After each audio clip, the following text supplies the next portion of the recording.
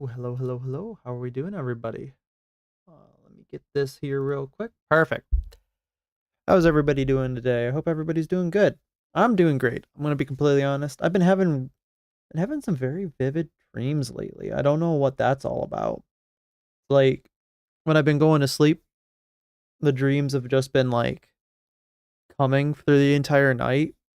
And I've had periods of my life where I've had vivid dreams. It's just like now they're just nonsensical. Usually they follow some type of structure, but who knows? So, today we are going to be talking about the EU and the Stop Killing Games moment that got to the EU. Like the actual EU Parliament, which is really cool. And I'm really happy that that movement is picking up a lot more attention and is being legitimized by showing up into an actual governmental body. So we're going to talk about that today. We're going to watch the actual hearing whatever snippet it is from Europe Echo. I think that is probably the one that is going to be the most concise, which is, again, still fantastic. Then we're going to see what other people's opinions are and talk about their opinions. And then we're going to get on to something about Amazon saying screw you to their people. Makes sense.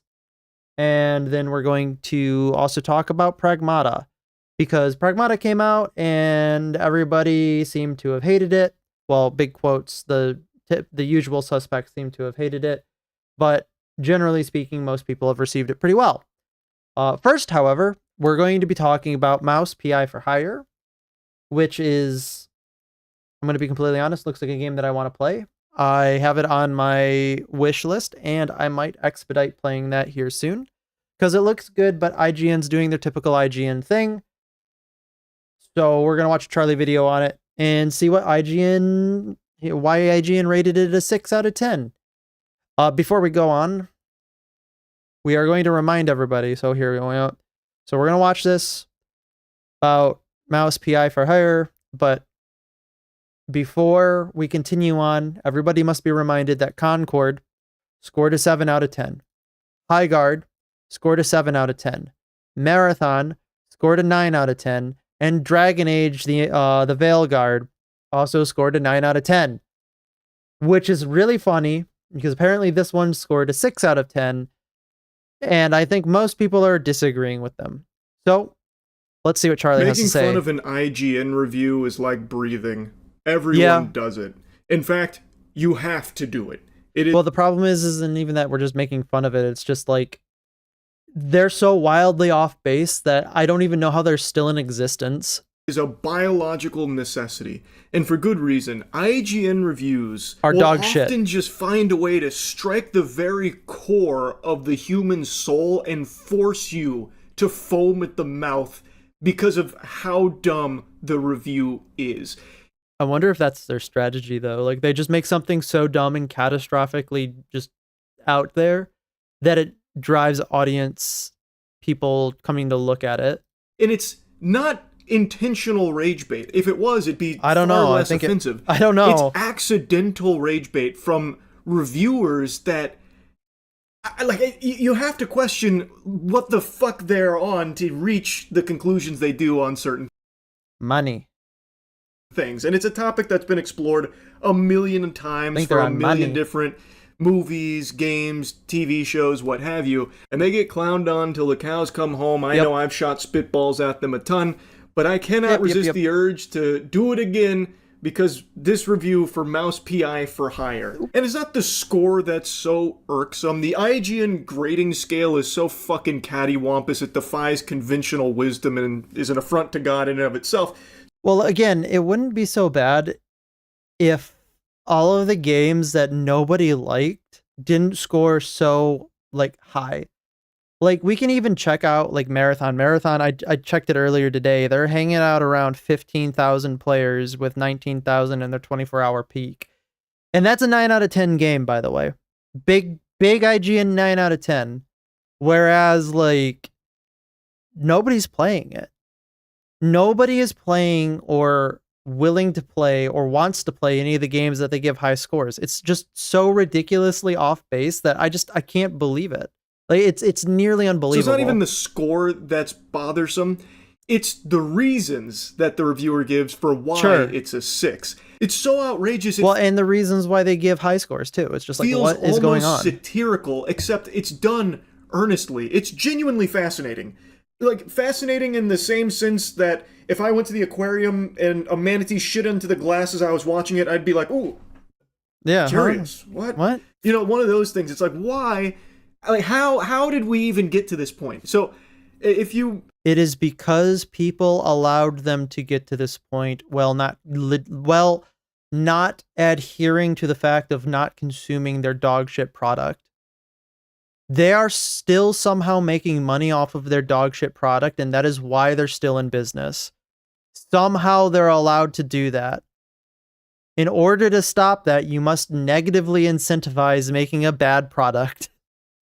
And people don't want to do that gaming anymore. Channel, Moist Critical Gaming. You've probably already seen that I'm playing the shit out of Mouse PI for Hire. I think it's a great game. I'm really enjoying it. Also, you should definitely go subscribe to the gaming channel. Really good. I play like a million. Like, I really want to play it. But Mouse PI for Hire is a standout. I've got so many other games here for me. I've got so many other games that just can't play it. When I watched the IGN review right now, I was blown away. So I want to show you some snippets here. Yes, please. What bothers me, however, is how overly referential so much of it is. The world. Are we real right now? It looks like an old Disney cartoon from like the 1940s, and you're bothered by it being referential. Are you an idiot? You might be an idiot. This is full of mice, so everything is about cheese. Everything. Imagine. A bad guy, he's a cheese-legger. Imagine. Cheese-leggers in on the shrew record. Run into a lady mouse with a sultry voice, it'll be described as Gorgonzola picante slapped on a mozzarella platter. Everything is a reference to the fact that everyone is a mouse and mice like cheese, and holy shit, this guy's an idiot. He doesn't get the joke. He actually doesn't get the joke. And when it's not, instead it'll be a reference to an old cartoon, or the fact that this is a video game. When you jump, just act like you didn't. The voice actors led by He just doesn't get it. He either willingly doesn't get it, or he's lying, and it's or he's just an idiot. Oh my god, this guy we actually might have found one. We might have found an idiot in the wild.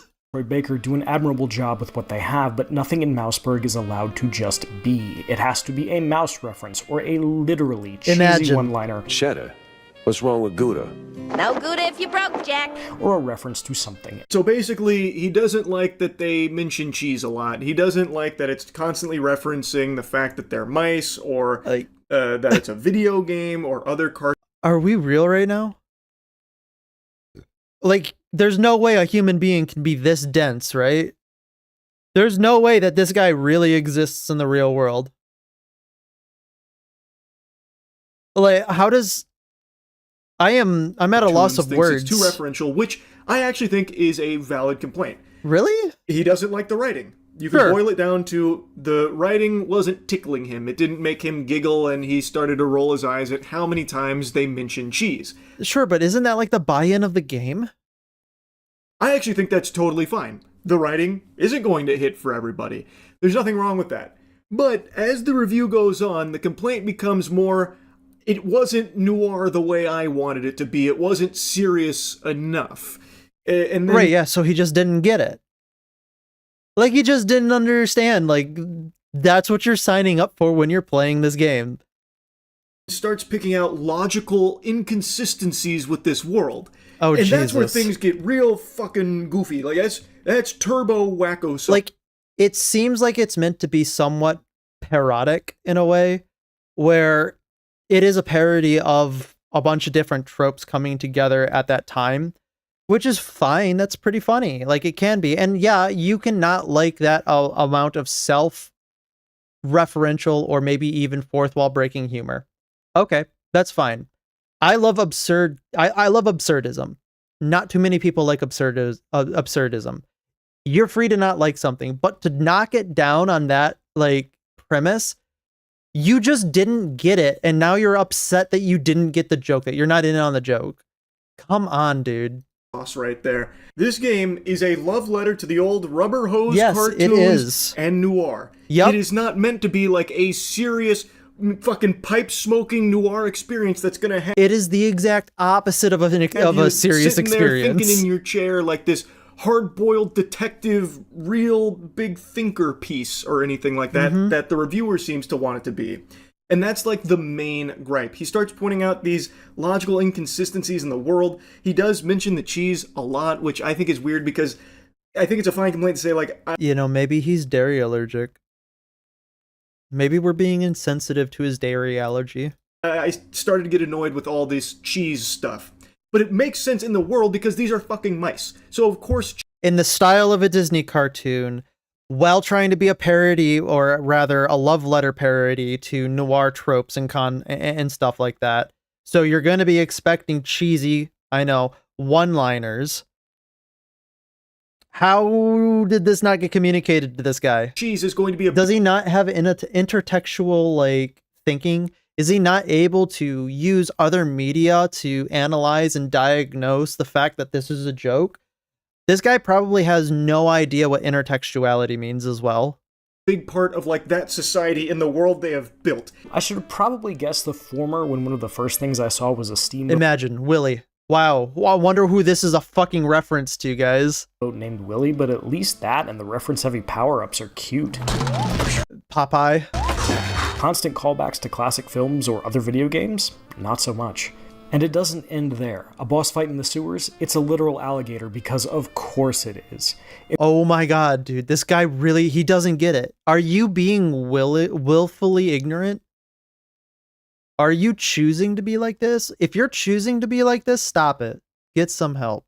If you're not choosing to be like this, take your hands off the keyboard, take your mouth away from the mic, go outside and touch some grass. If you're looking for the cheese-liking foreman, Jack will quip that he doesn't look like much of a boss, More like a mini boss. and then laugh at his own joke. Imagine. Just listen to the way he talks about it. He fucking hated this. I think he wanted to go lower than a 6, but then felt like the response would be too ferocious if he did. It seems like he actually loathed it, just by the way he's He didn't get the talking about joke. He's not part of the joke, so he's upset. He doesn't get it. Maybe he's rage baiting Cope? No, there's no way. There's no way that he's rage baiting. There's honestly, okay. There are times, I'll admit it, there are times where I might accidentally rage bait because I'm just stupid, or I might say something that is also an intentional rage bait. And you can kind of tell when it's being intentional. This seems like he is very intentional about his critiques in the sense that he's not trying to rage bait you. Because it wouldn't be this hard.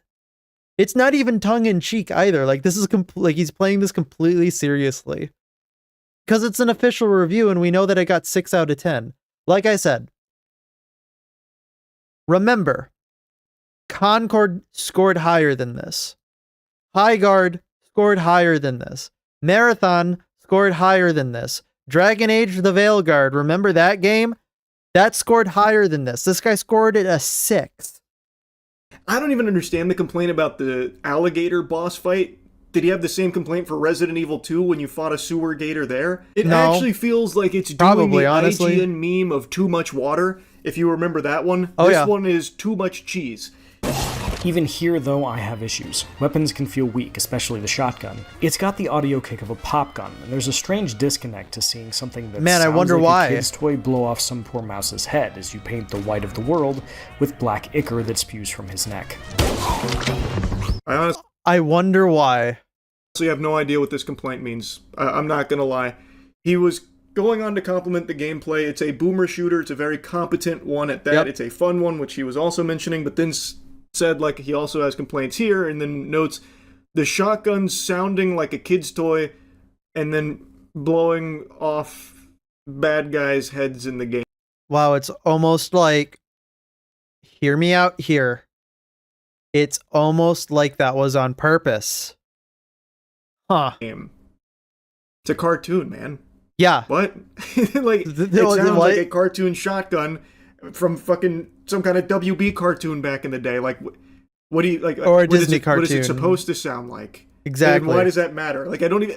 I truly don't think that was worth mentioning. To be fair, the way guns sound in certain games does matter, because sometimes a gun just doesn't sound like like it packs the punch that it has or what have you.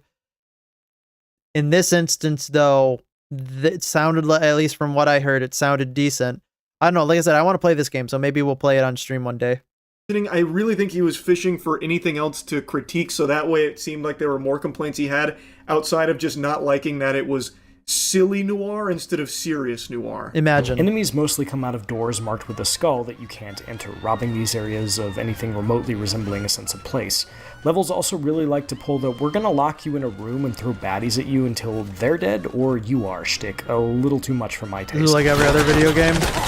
None of this is game-breaking. The combat is fundamentally good enough to carry you to the end of the roughly 12-hour campaign, but sometimes it feels like being at a show that's never quite bad enough to leave. Here's another complaint that I think is truly pulled out of his ass just for the sake of trying to find anything else to be negative. Like, he's trying, like, it's almost like he got paid to not score it above a 6. He's trying to find reasons to not score it above a 6 because it would embarrass the rest of the games industry. Negative about to justify a 6. What do you mean that there were too many rooms of just killing enemies to progress? It's a boomer shooter. You know it's a boomer shooter. You have even made a mention of that. That is the core gameplay loop of a boomer shooter. You go into a corridor and you fucking blast ass until there's no one left, and then you move forward. I've played Doom before. Did he have the same complaint for Doom? I doubt it, because that is what boomer shooters are. So I don't know why he's saying there was too much of that here for his taste, as he never played a boomer shooter. I don't know. It almost sounds like the game walked right out of like a Boomerang or a late night Cartoon Network or something. Exactly. Like, that's what I was saying, like a Disney cartoon or something that like obviously comes from like the 1940s and 50s cartoon. Actually, honestly, probably earlier than that, maybe. Somewhere around there. Like, somewhere around in that era. And it's so funny because it's just like, again, he either doesn't get the joke or he was paid to not get the joke. Seems like he has, because he made a mention. So how could that ever be a complaint? If the complaint was the gameplay's not good enough to make me excited for each of these rooms, that would be understandable. But he made a strong mention that the gameplay is good and is very fun enough to carry you through it. Yep. So then what's the problem? I just don't understand how anyone worse than Veilguard could have an issue of rooms of enemies you have to kill to move forward in a boomer.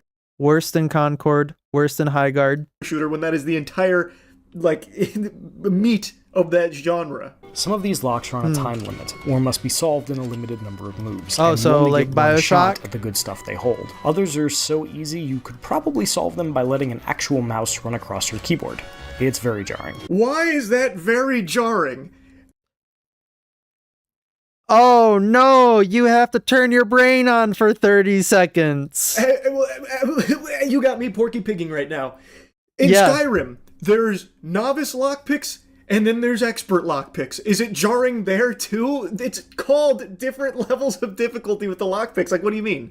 Yes, there's going to be easy ones, like BioShock, and then there's actually, going to be more difficult ones with strict things like certain number of moves, or you're only allocated a certain number of moves or a certain amount of time.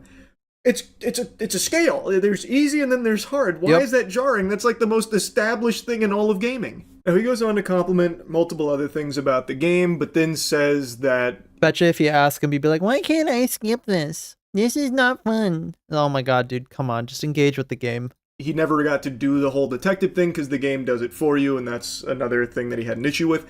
And that's another thing I think is totally understandable to be like, I'm a little disappointed, because the game doesn't make you solve anything. It does do it for you. You get Well, yeah, because it's a boomer shooter. It's not like LA Noire. Sure, you could have a complaint about that, but like, come on, man. What are we really talking about here? The clues, you put them on the board and it connects the dots, solves it, and then you just do the mission. It's the set dressing for the boomer shooter. I think that's totally fine. The game is a boomer shooter. It is not really a detective game. It is a noir aesthetic, a love letter to noir. It is not putting you as like a detective needing to do like an LA Noire style investigation to figure things out. It is a boomer shooter at its core, so it doesn't bother me, but I think maybe he's not alone. Maybe some other people also wanted to have more like detective elements to it.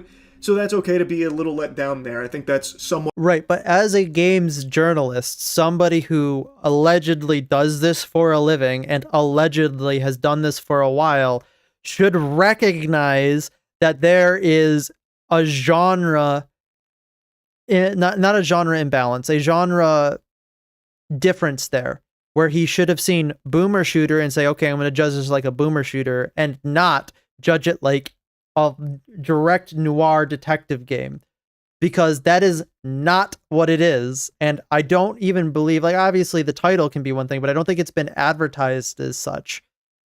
I could be wrong. If it was advertised as that, then maybe there's a little bit more meritorious critique there, but it's still a boomer shooter. You're not going to be going around solving crimes as a boomer shooter. It's because it wouldn't be a boomer shooter then. It'd just be like an action game. reasonable. I don't think that's a huge, weird complaint to have there. But then we get to this section here that made me really want to yap about this because it kind of just blew my mind listening to it. Oh, it's going to make me angry then. One of my major problems with Mouse PI for Hire. Look, I hate to be that guy who brings up ludonarrative dissonance. No, you don't. In a video game review in the I don't think you can define ludonarrative dissonance, by the way. Year of our Lord 2026, and don't use those words. If you're rolling your eyes right now, I can't blame you, but it's an actual issue here. Jack Pepper is a PI who kills more people in a single mission than Philip Marlowe has in every book Raymond Chandler ever wrote combined. I don't care how corrupt the cops are. A private detective can't break into a police station and slaughter them en masse and then go about his day. It's actually not a problem here at all, because it's a cartoon. Exactly. This is supposed to be a cartoon, and one that... All right. For everybody who doesn't know, because I bet you he doesn't either, I'm going to get the real definition for you.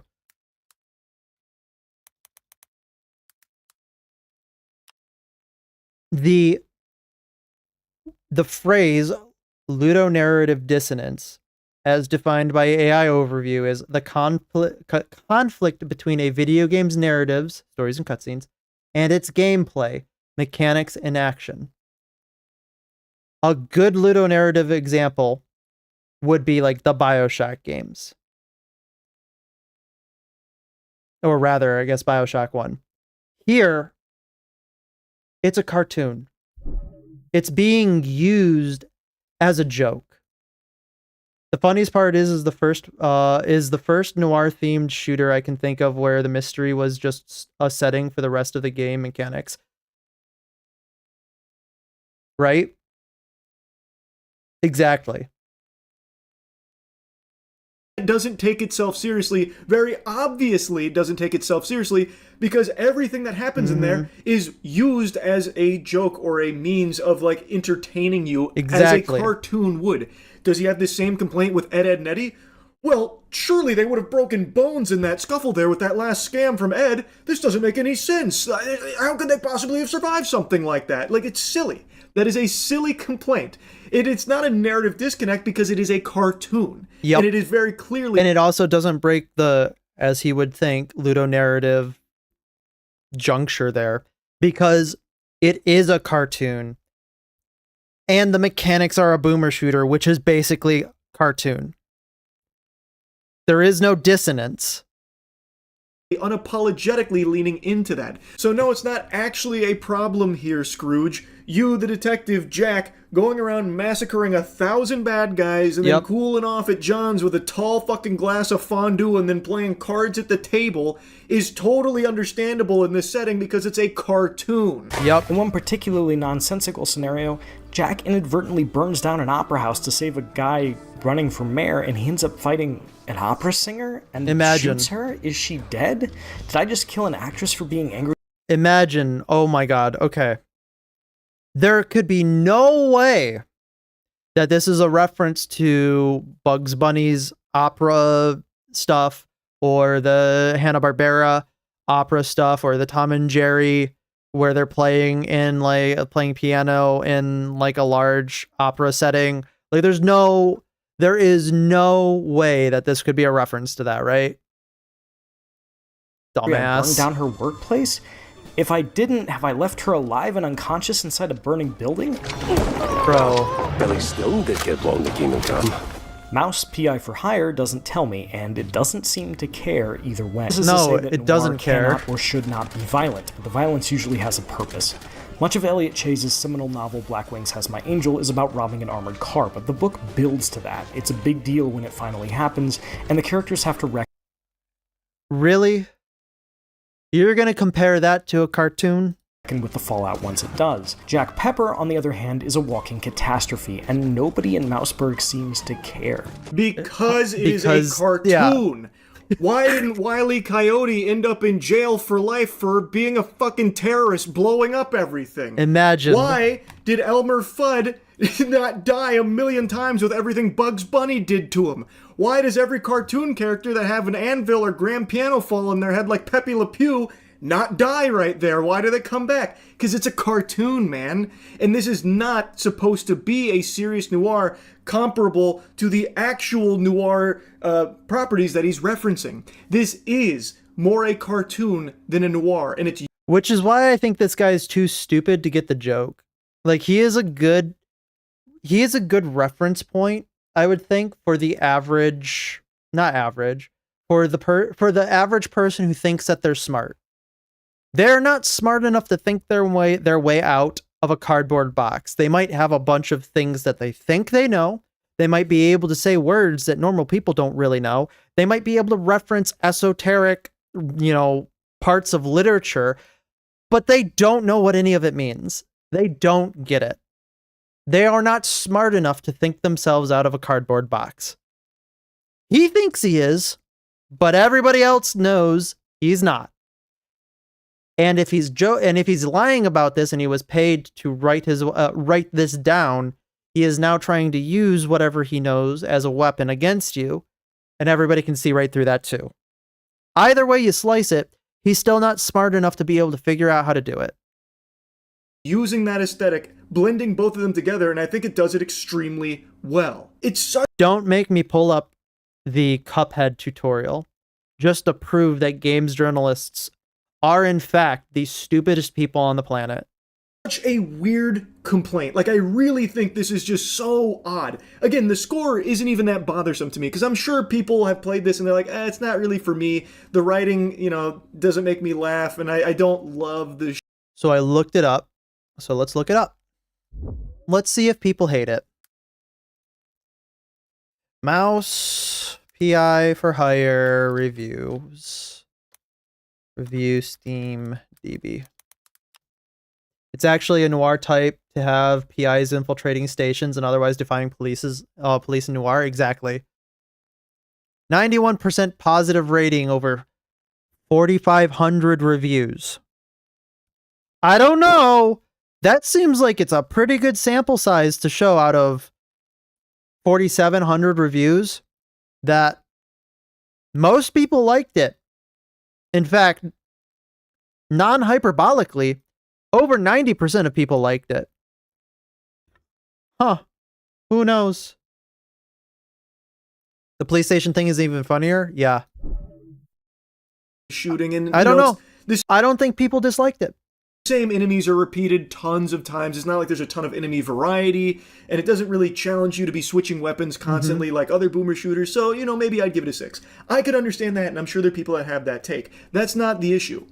The reason why this review is getting dunked on by a lot of people, and Is because of non-substantive reasons that have nothing to do with the game itself and have everything to do with painting it in a certain particular way to justify the score that you want to give it, not that the score that it deserves. now I'm yapping about it so much, is because the reason that he's giving for it being a 6 is solely because it seems he just really Didn't wanted get to it. be a serious noir, and the fact that it's silly and plays by cartoon rules instead of noir rules bothered him so much 'Cause he that just it knocks it didn't all the get way it. to a 6, despite everything else being good. Yep. Like all of the actual gameplay, which he makes a mention of. It's just odd. It's so weird. He largely In fact, that the other noir shooter game I was thinking of also had you break into a police station and potentially kill the police if you didn't want to stealth. Again, this guy will throw around the word intertextual, but has no clue about any of its meaning. He gets to go about his business and is portrayed as a down-on-his-luck everyman PI, like the characters who inspired him. Imagine, like every other type of PI type of, or noir type of a PI story. When he is, at best, a mass murderer. Does that make for a more fun video Imagine. game? Maybe. But it's bad noir and a worse detective tale. There's no maybe there. It does make for a better game when the game is supposed to be entirely revolving around boomer shooter action. That is the main meat here. And no, it doesn't make it a bad detective game because very few people are going to be looking at it through this lens of ruined Man, my I version didn't have of the Mouse World mystery. here, Oh, because no. Jack killed so many bad guys and he didn't go to jail and no one even really seemed to care about all the bad guys that were dying. And then when he was talking to that brain in the jar, it's like brains can't even speak. Like, how does that make sense? It's dumb to even have that complaint, man. It doesn't make it a bad detective story. It is fully sensible in this cartoon Remember, you do not hate journalists enough. world. But Will, you might say, this is a goofy Looney Tunes FPS. Why should I care about Oh my god, dude. Oh, now he's gonna please justify your points. any of that? And the answer is because Mouse wants you to. It wants you to believe that this is important. You spend a lot of time talking about these characters, about putting together the clues you need to get to the bottom of what's going on, about Jack's motivation for doing the work. He allegedly needs the money, which both leads him to taking cases and doesn't track when I'm super rich from all the killing. Oh my god, it's like it's the first video game he's ever played. Exactly. He's now using the fact that you collect currency when you kill the bad guys as a way of saying now the story doesn't He's like, okay, I want to do one job, make enough money, and then choose to be able to quit. Okay, well, I guess there's no more game then. make sense because I'm no longer down on my Dumbass. luck. I got so much money, I'm rich. Look at my inventory. Brother, what? And he's dreadfully Exactly. misunderstood the game if he thinks that it's taking itself seriously. At no point throughout the 10 hours I've spent with it so far have I even had a whiff, the slightest huff of something that's supposed to be taken seriously as like an emotional beat. Because at every step of the way, even during like a big reveal and like a big betrayal of someone that we looked up to, it is used as slapstick comedy when you actually get there and confront Is that because it's supposed to be a comedy game? Oh man, who knows? them. Surely It is not this guy. always being silly because that's what cartoons do. Well, at least Man. the cartoons that this is paying homage to. Yep. And like he mentions, it tries to get you invested because you spend a lot of time with them. Yeah, man. That's because that's called a good game that has a lot to do. You get to interact with the characters. You get to talk to them. You get to learn about them. And Yep. that's fun. And it's always entertaining camaraderie. And I'm sure they're probably written in a way that's actually pretty good, engaging, and makes you somewhat want to care about them.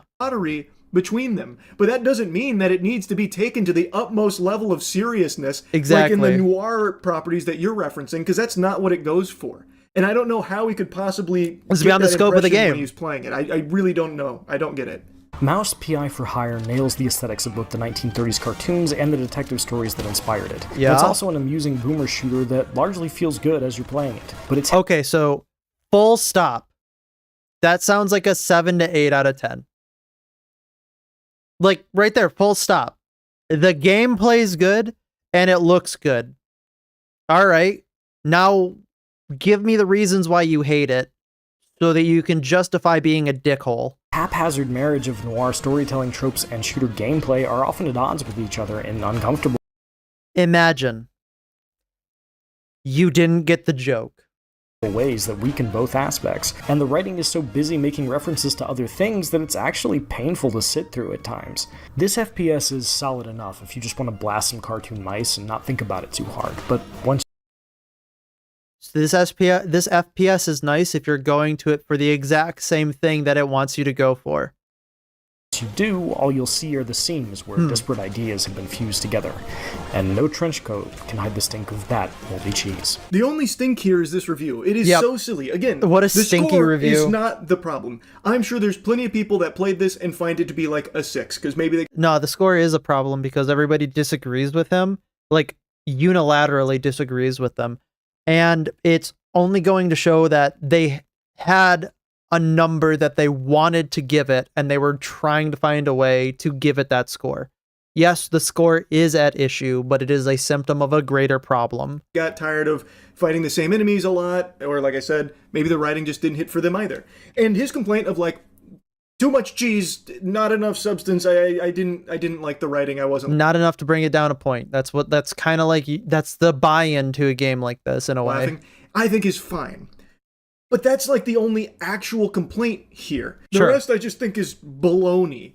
Yep. Too many rooms where you have to kill all the enemies to progress. Trying to force a reason to give it a specific score instead of looking for the score in the actual material. It's a fucking boomer shooter.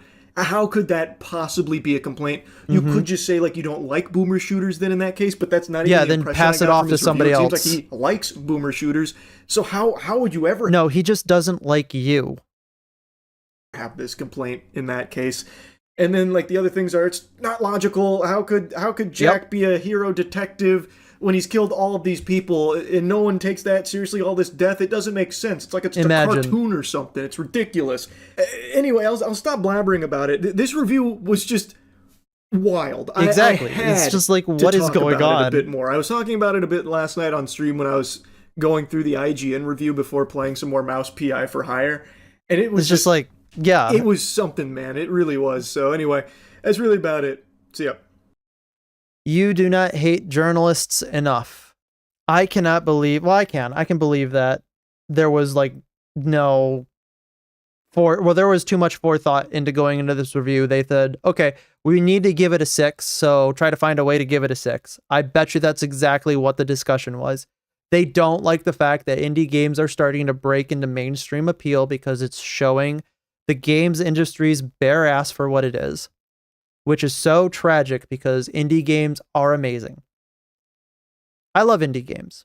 And for them to be treated like this, I mean, I guess it's par for the course. They hate you anyway, so I guess it is what it is at the end of the day. All right.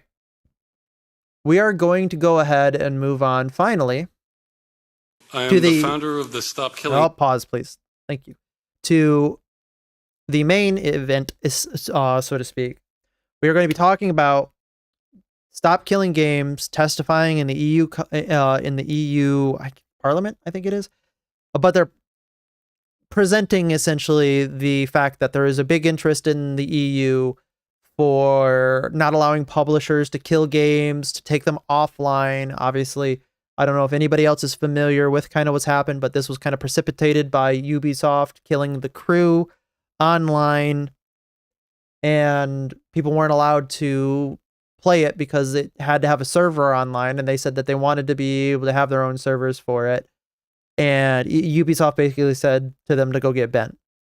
Well, hopefully now we're able to fight back against publishers just completely killing games and not allowing people to make their own servers for games to keep them alive and to keep them vibrant, which is an important thing for games preservation, but also an important consumer right, because now you don't, like, the distributor, the publisher doesn't have the right to just take it away from you, which is important. And I've been following this pretty heavily. I'm finally happy that we get to talk about it, because anything that can tell major corporations to go get bent, I'm totally okay with. All right, let's see what we got. I am the founder of the Stop Killing Games consumer movement, which has many shared goals with the initiative. I'd like to clarify what it means to destroy a video game. The second slide. When we say a game has been destroyed, what we mean is a publisher has permanently disabled all copies of it that have been sold so no one can ever play them again. It would be like removing every single copy of a book or film in existence. There it is. Okay, so how video games previously sold to consumers are typically destroyed. The publisher sells a copy of the video game. The video game is designed to connect to a publisher in order to work. The consumer is not told when their game will stop working at the time of purchase. After an undisclosed length of time, the publisher disables the game from the customer. The publisher keeps all consumer money from sales, and the publisher enacts countermeasures to prevent any repair of the game. Yes, we need to stop this. Facing it from the culture. The way this practice works is first a publisher sells a copy of a video game. However, it has been designed so that it must connect to the publisher in order to function. And this is why a lot of people really don't like online all the time games, Because if you have a game that's online all the time, and in order to play the game, you must play it online, you're never going to be able to own that game 100% of the time. There would be an inevitable point at one time that that game goes away, and you will not have access to anything that you've purchased, which is, in my opinion, incredibly wrong. I already don't like the fact that I have to digitally purchase my games. I don't own a physical copy of the game. I would much prefer to own a physical copy of the game. Of course, it's too easy right now to digitally download something and just have it on like a repository or a library on your own, cloud network or on a server somewhere. But if I were living in an ideal world, I would be purchasing hardcover every game that I had and not have to connect to a server in order for it to work. This acts as a potential kill switch. The customer is also given no information when the game will stop working, even though the publisher has decided to assume that responsibility. Then, after an undisclosed length of time, the publisher disables all existing copies of the game, but keeps the customer's money. The publisher also enacts countermeasures to ensure repairing the game.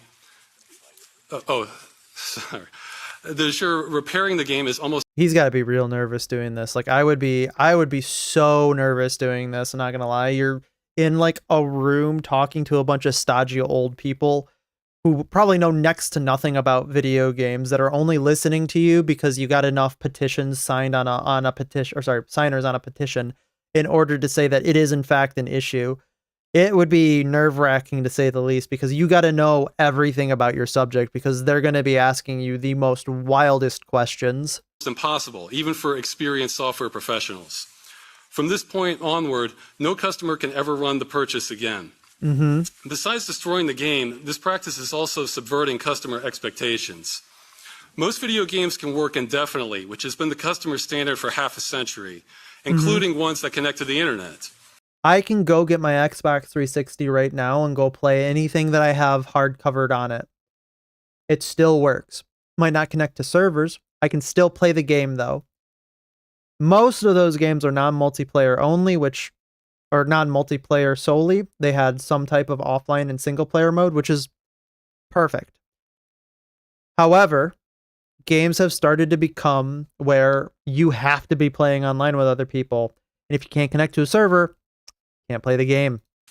Alternately, a small number of video games operate as subscription services. But those inform the customer exactly when their access ends at the time of payment. The games we're referring to do no such thing. It's a bit of miscommunication. They almost always contain terms stating they can end at any time for any reason. What this means is customers have no real protections when they buy games like these. It's true. They are unable to keep them, and they are not informed when they will end. This behavior would be outrageous in other industries. To be fair, if you purchase a game expecting it not to go end of life nowadays, I would say that you are a bit naive, only in the sense that it's an open secret in the games industry that they can shut something off at any time. And we're not talking about whether or not that is right or wrong, moral or justified or what have you. We're saying that when you do purchase something, you are purchasing it with the knowledge that that is going to happen, because it's baked into the cake at this point. Now, hopefully we can go ahead and say that, just because it's baked into the cake doesn't mean it's a good thing. And I'm hoping that this is what this accomplishes. If you bought a book in a store, the publisher cannot come into your home and take back your book at will. True.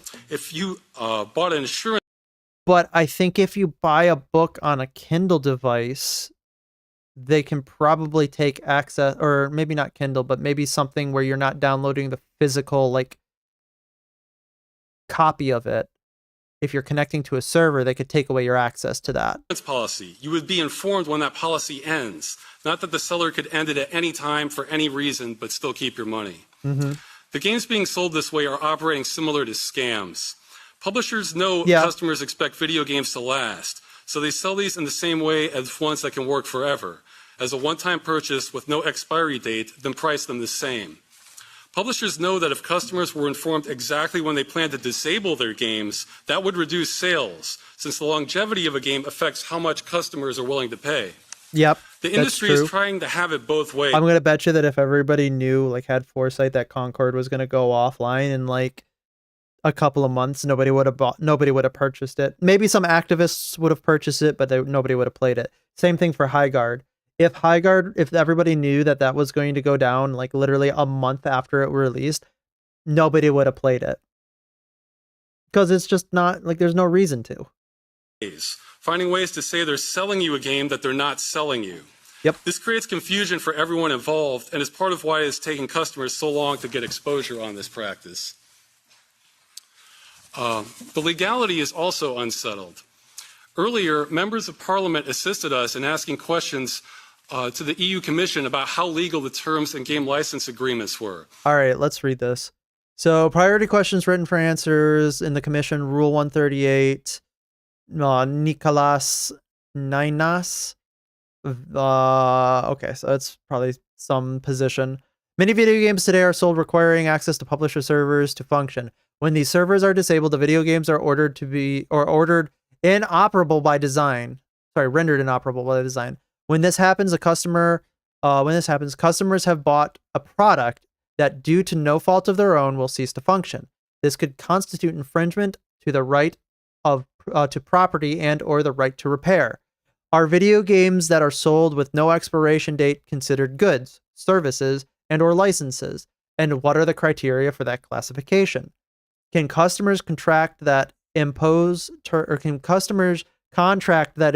terms to play the video game according to which its publisher may change the terms of the original contract without notice, may terminate the agreement without notice at any time or for any reason, requires the users to destroy copies of the video game in their possession upon termination, specifies no time frame under which the video game will remain operable, while reserving the right to deprive customers of it at any time, be considered in accordance with Directive 93/13/EEC, and if so, which term of these terms are in accordance and why? Does copyright law allow access or rights holders to deliberately render copies of video games sold with an expiration date inoperable for all legitimate customers, and if so, why? Especially being able to... TLDR, he's asking, if you bought something and it didn't have an expiry date, is it okay for publishers just to, at any point in time, render the contract that you signed playing that game completely different, but without your permission? And if you did buy a game that was sold without an expiration date and it does become inoperable, how does that not violate somebody's rights as a consumer when you bought it under the assumption that it was never going to be inoperable? Terminate them at any time for any reason. The Commission stated Directive 93/13/EEC prohibits unfair terms causing a significant imbalance in the parties' rights and obligations to the detriment of consumers. The Commission also recommended consumers file complaints with businesses across member states through the European Consumer Centers Network. I'm not going to read all of this. A bunch of jargon. In 2024, we had volunteers across the majority of EU countries. But I will read this. However, this 93/13/EEC prohibits unfair terms causing a significant imbalance in the parties' rights and obligations to determine submitting complaints to the against the detriment French of the company customers. Ubisoft for disabling the game The Crew. Yep. The responses we received from the ECC network were extremely inconsistent. Some officials... Probably because they have no idea how to adjudicate on this. Mostly because, again, there's probably nobody in the government who understands any of this. And in order for them to actually understand this, you need to start electing local officials that understand these problems. Said there was nothing they could do. Others said the company was required to run the game indefinitely, which is unrealistic. But the majority stated there was no clear regulation on this practice. We were independently able to get thousands of complaints submitted to consumer agencies in France and Germany, but there still has been no decision on them on the legality. What's this? State dead, single player at risk. What game is this? Oh, okay, marginal. Okay, so Defiance 2050. I heard that one was actually kind of okay. I remember Super Monday Night Combat. That was an interesting game. By the way, this is still technically playable on the PC. Either. To the best of our knowledge, no one in the EU has ever been compensated for this and hundreds of other titles. In short, governments to in be EU fair, countries... Super Monday Night Combat was free. are not sure how to handle this situation, and customers are overwhelmingly not being compensated for the loss of their purchases. It is an ideal situation for clear regulation. This is not a new practice. It started approximately 2005 and began negatively impacting customers for them around 2010 onward. However, it often affects a minority of customers whose complaints can get lost in the system. It wasn't until a large case affecting millions that any attempts to get government attention were possible, and there still is no answer. Again, I think this is going to inevitably result in, if after you go into service on a game, you must give some type of infrastructure within the game itself for players to be able to continue on servers. The EU Commission says this must be handled on a case-by-case basis, but this practice is extremely widespread. Future slides. We have formed an amateur study examining over 1,100 video games that require a connection to the publisher. The majority of these have been deliberately disabled by the publisher, with many of the rest still at risk of being destroyed. So games plus multiplayer modes. Publisher let consumer play their games, 31%. Publishers disabled consumers' games, 636. Okay. And that's not 31%, that's 31 games, so 4.6%.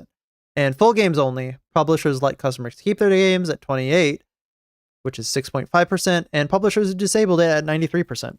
So this is examples of publishers engaged in this practice. Okay, our Activision, we love Activision. Electronic Arts, we really like Electronic Arts. Sega, Sony, Square Enix, Ubisoft. There we go, we love Ubisoft, Warner Bros. Yikes. Under the strictest interpretation of what it means to disable a game, the study found that out of over 400 titles, publishers disable a customer's purchase 93.5% of the time when ending support. This business practice is responsible for more destruction to the medium than anything else by an enormous margin. There is also a strong correlation between this practice and the size of the publisher, as most small studios do not engage in it, as it Yeah, they don't engage in that because it's just better to let everybody else have access to it. And once you become too big, you have to, quote, protect, close quote, your IP. A lot of these companies are getting probably lost in like intellectual property law, which probably needs a little bit of a revamp, not going to lie. But they want to sit on it as a property and not allow other people to have it in the commons.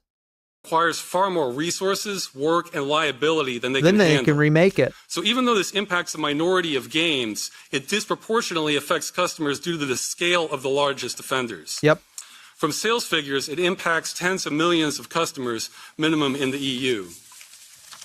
This impacts developers as well. This may seem obvious, but based on interviews and feedback, we found the majority of game developers do not support having games they've worked on destroyed. They can spend years of their lives creating them, but they are often not the ones making these business decisions. What did that last slide say? About 237 million, 53% of Europeans play video games. Okay, so this impacts a majority of people, which makes sense. Spend years of their lives creating them, but they are often not the ones making these business decisions, and sometimes even sign non-disclosure agreements so they cannot voice their opinion on the matter. The main point I hope that does not get lost in this hearing is this initiative welcomes any solution that will solve the problem of video games being destroyed on this scale. We want this to be as easy and as practical as possible for all. Which, by the way, puts them in the moral high ground. All parties so involved. Games publishers are going to hate that. How that is achieved. They're literally saying we don't care as long as we can still play our games. Business or monetization models. Only that once they end support, they do so in a responsible way. Right. Our only goal is to prohibit this destructive practice and thus obtain basic protections for consumers and the medium as a whole. I'd like to add a little bit on the economic aspect. Again, when planned for from the beginning, the cost can be very small. It's mostly about when it's undoing that's more of a cost related. Earlier the game Concord was mentioned. That's actually oh boy, we're gonna talk about Concord. An excellent example because it's publicly stated that at least 370 million euros were spent developing that game, and it did not include an end-of-life plan like what we're seeking. And it died literally in 2 weeks. The cost for developing games tends to come from other areas like art marketing. Assets or marketing. This is just one element out of hundreds that already go into making a game. The other thing is sometimes industry costs or estimates of how much this would cost can be faulty because they're expecting the game they're asking for to have every last feature it did while it was being supported. And many of those can be retired and don't even make sense for a game that's no longer being supported, like administration or anti-cheat measures or account management or things like that.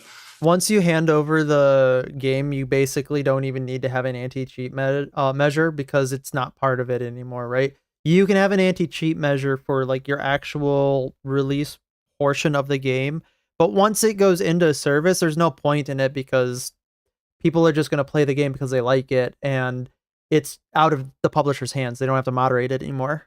So that can drastically, there can be hundreds, or known as microservices, associated with these that can be disabled, and the customer still has the core game. Exactly. So that should be taken into account when figuring out the potential cost. Including DMR or DRM, everything like that. And it might have been mentioned earlier, but we also want to emphasize the companies have been paid already once for the working game, so that should be factored into the budgeting.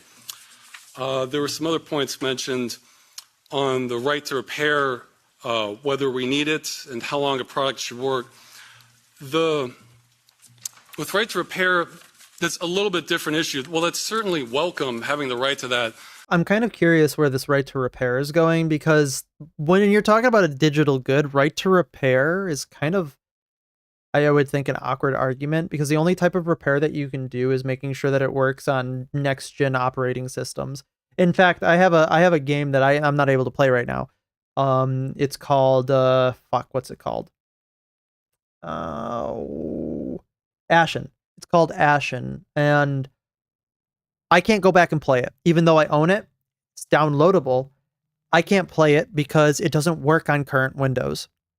You have to have like a Windows 10 or Windows Vista downgrade or play it in compatibility mode, which doesn't work all the time anyway, in order for it to be played. I can't play the game. I tried it, even in compatibility mode. I would, like to be able to at least maybe play the game, even if it's good or bad. I would like to be able to play it at least. And that's it. I would like to be able to, that would be like the repair that I would think would be necessary. As I mentioned in my presentation, there are deliberate countermeasures to prevent repair. That it's almost like a small miracle when it does happen from extremely experienced software professionals for resurrecting a game. However, if there were repair instructions, that would be very welcome. I think we would even consider that a viable alternative to what we're asking, if it was practical to resurrect the game that way.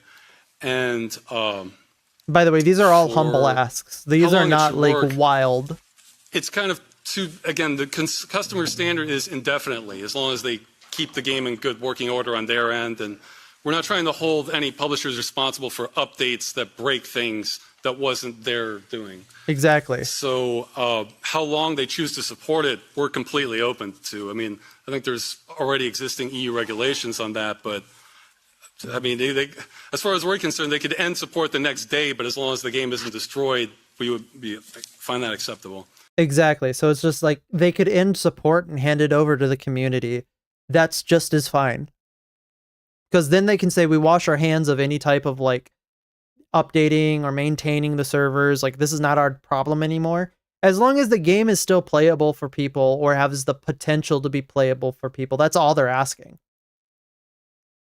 That's not really that big of an ask. Granted, I could see maybe an argument from the other side saying that they might be afraid that they're still going to be held liable for the state of the game. But as long as you make an adjudication on that, regulatorily speaking, I can see those arguments just completely going away.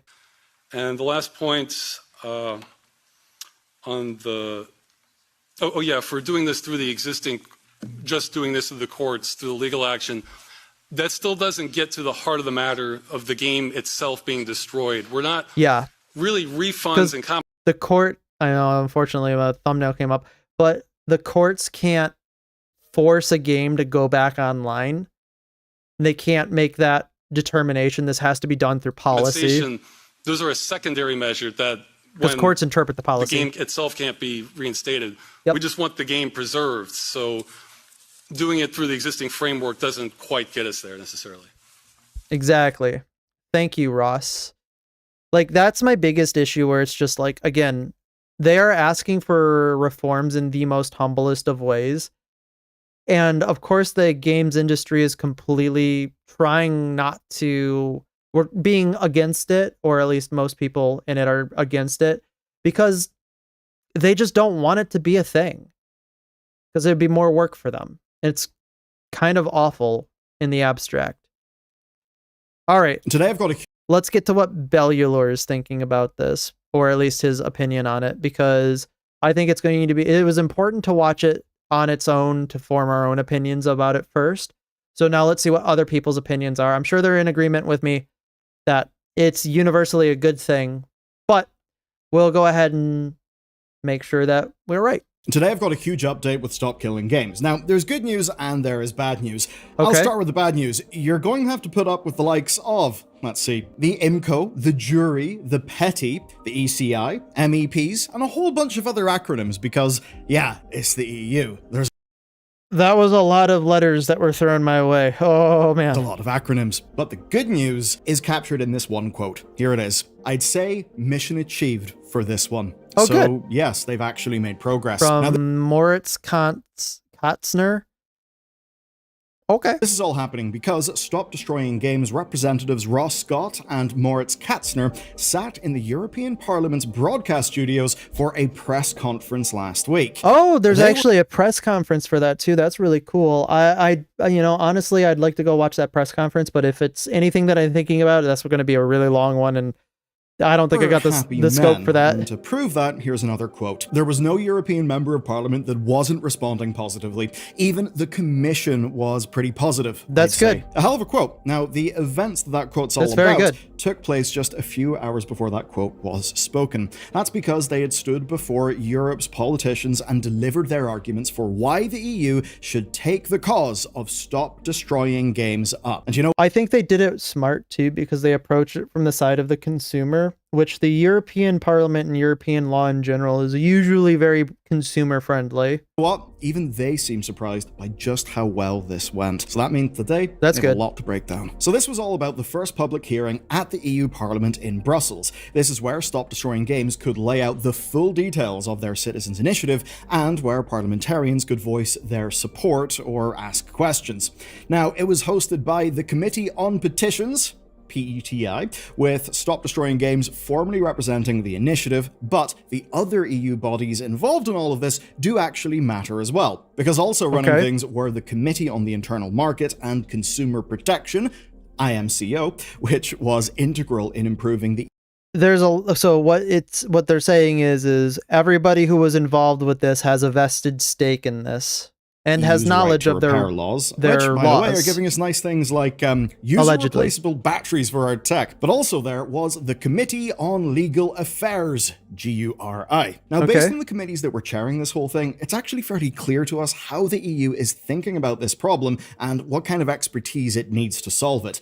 That's a good point. They brought in everybody essentially to try to figure out from which angle to attack this. If I were a major games publisher, I'd be they might not change anything for them because all they would have to do is put their software out there for people to be able to take and handle. But I'd probably be sweating if I were them, because I'd be like, oh, this is actually kind of getting really, kind of getting a lot of traction. Basically, they're seeing it as a consumer rights problem, and it's one that will need to be interpreted within current laws, basically ones that already exist. Implying that they might have to make new laws if they can't.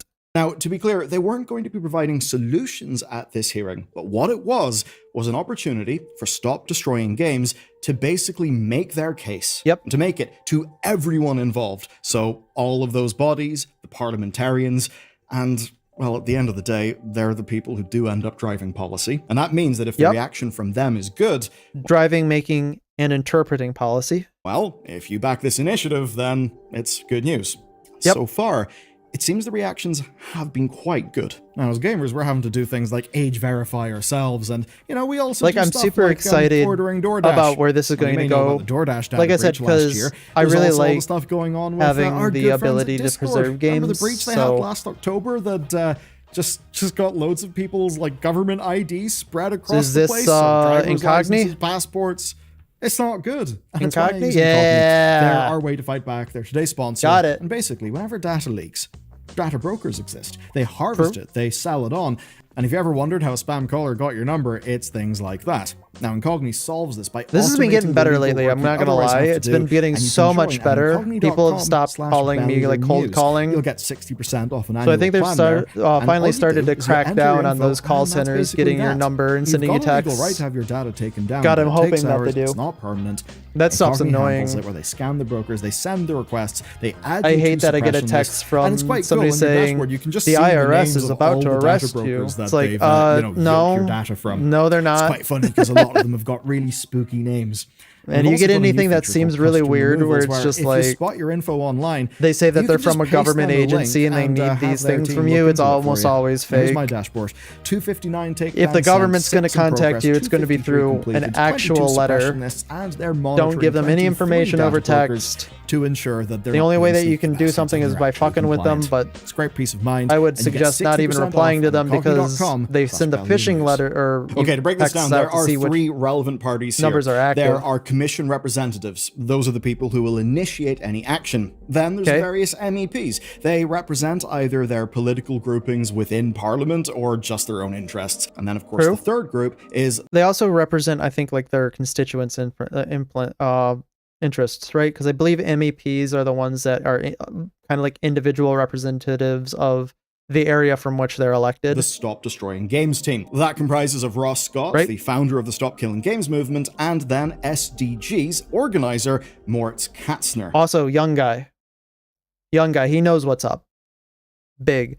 And the fact that he's got an actual team inside of the EU kind of lends a little bit more legitimacy to it, because now you've got actual backing from lawmakers inside the system, which is really good. As for the MEPs, Katzner and Ross are mostly right. Things were actually very positive. This is very heartening. Many people simply just made supportive statements. Several, though, did bring up their own gaming experience, and at least one of them did that in the form of Based. dozens of memes and references. Wait. Updated. How many video game references can NBT drop in the EU Commission in 1 minute?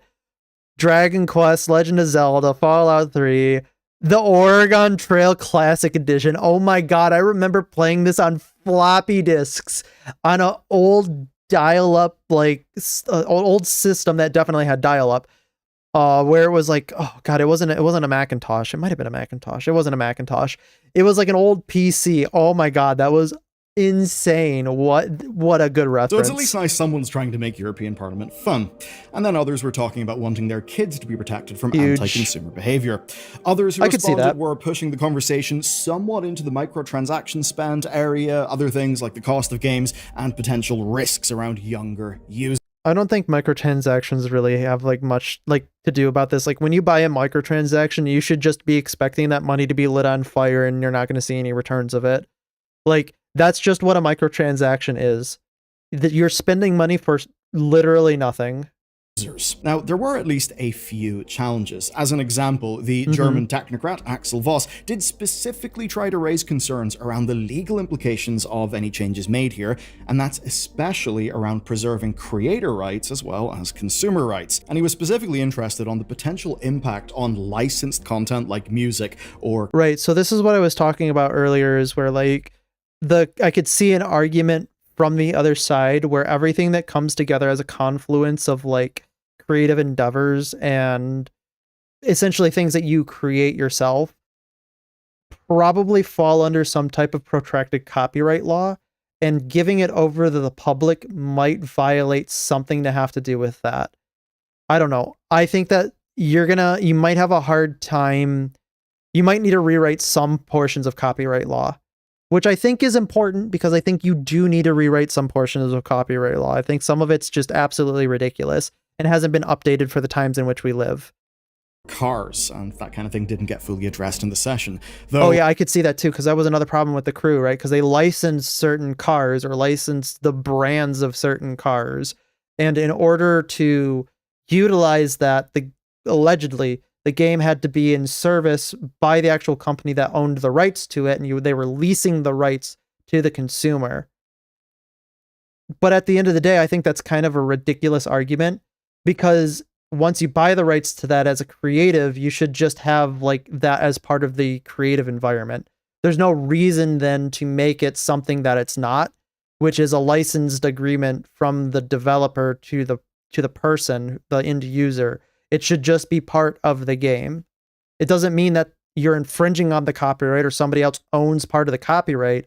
It just means that you allowed them to use it in the game. That should be full stop where it is.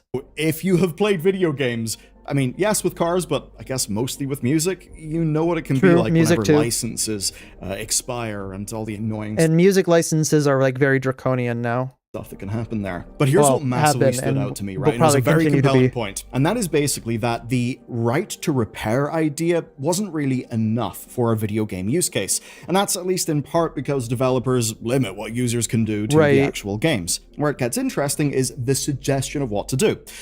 Yeah, because like I was saying earlier, again, right to repair is kind of awkward when it comes to digital goods, because what does that mean? You can't really repair a digital good in the same way that you can repair like a scratched disc, a physical copy.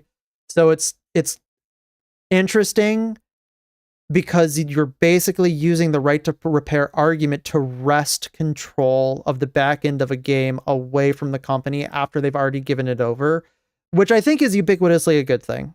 Which is that rather than a right to repair sort of principle, that the principle should instead be a right to resurrect. Yes. And that means you heard it here first. And maintain. Backed, of course, by George Soros, is now going to investigate necromancy. Okay, I'll take the tinfoil hat off. That's definitely not true.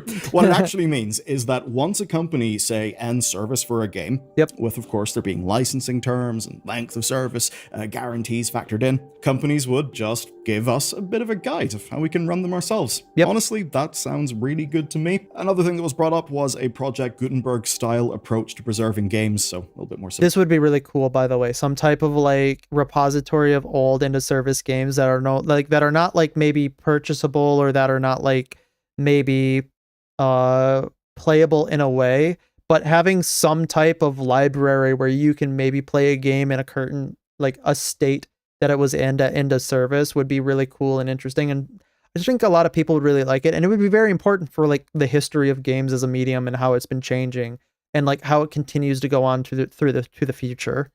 Books. And I've got to say, at least from a personal perspective, that kind of stuff is music to my ears. But of course, there is more to talk about. I know this is a bit of a dense video. You're a credit to yourself for sticking with me through this. So let's just continue, right? Oh, I love it when things get super noodly in the legal system. Was that something is actually it's ridiculous all the time. The situation with video games, and that it does actually need to be addressed. So that's honestly a fairly huge win. Now, it's likely because Stop Destroying Games arguments tapped into some underlying feelings that already exist across the body on consumer protections. You know, the EU's like super consumer protections heavy. Like they've always been that way, which is honestly a good thing, and I wish we would import that here in the United States, but that's an entirely different discussion. But approaching it from that angle was the correct move. To think about replaceable batteries, USB-C in phones, you know, the way that things have been moving. And now that the hearings happened, Stop Destroying Games are essentially left with two questions to answer in public. And those are, what exactly counts as a destroyed game, and what were they exactly asking for? Well, first, that's going to be an important question, because that's going to be the basis by which they're going to be able to judge whether or not a company does or does not need to hand over essentially the game to the public. They defined how it's going to be a huge determinant. Destroyed in their opinion. And you can see it in this flow chart here, with the key points being no clear information on end of support at purchase and a lack of consumer protections for owned property.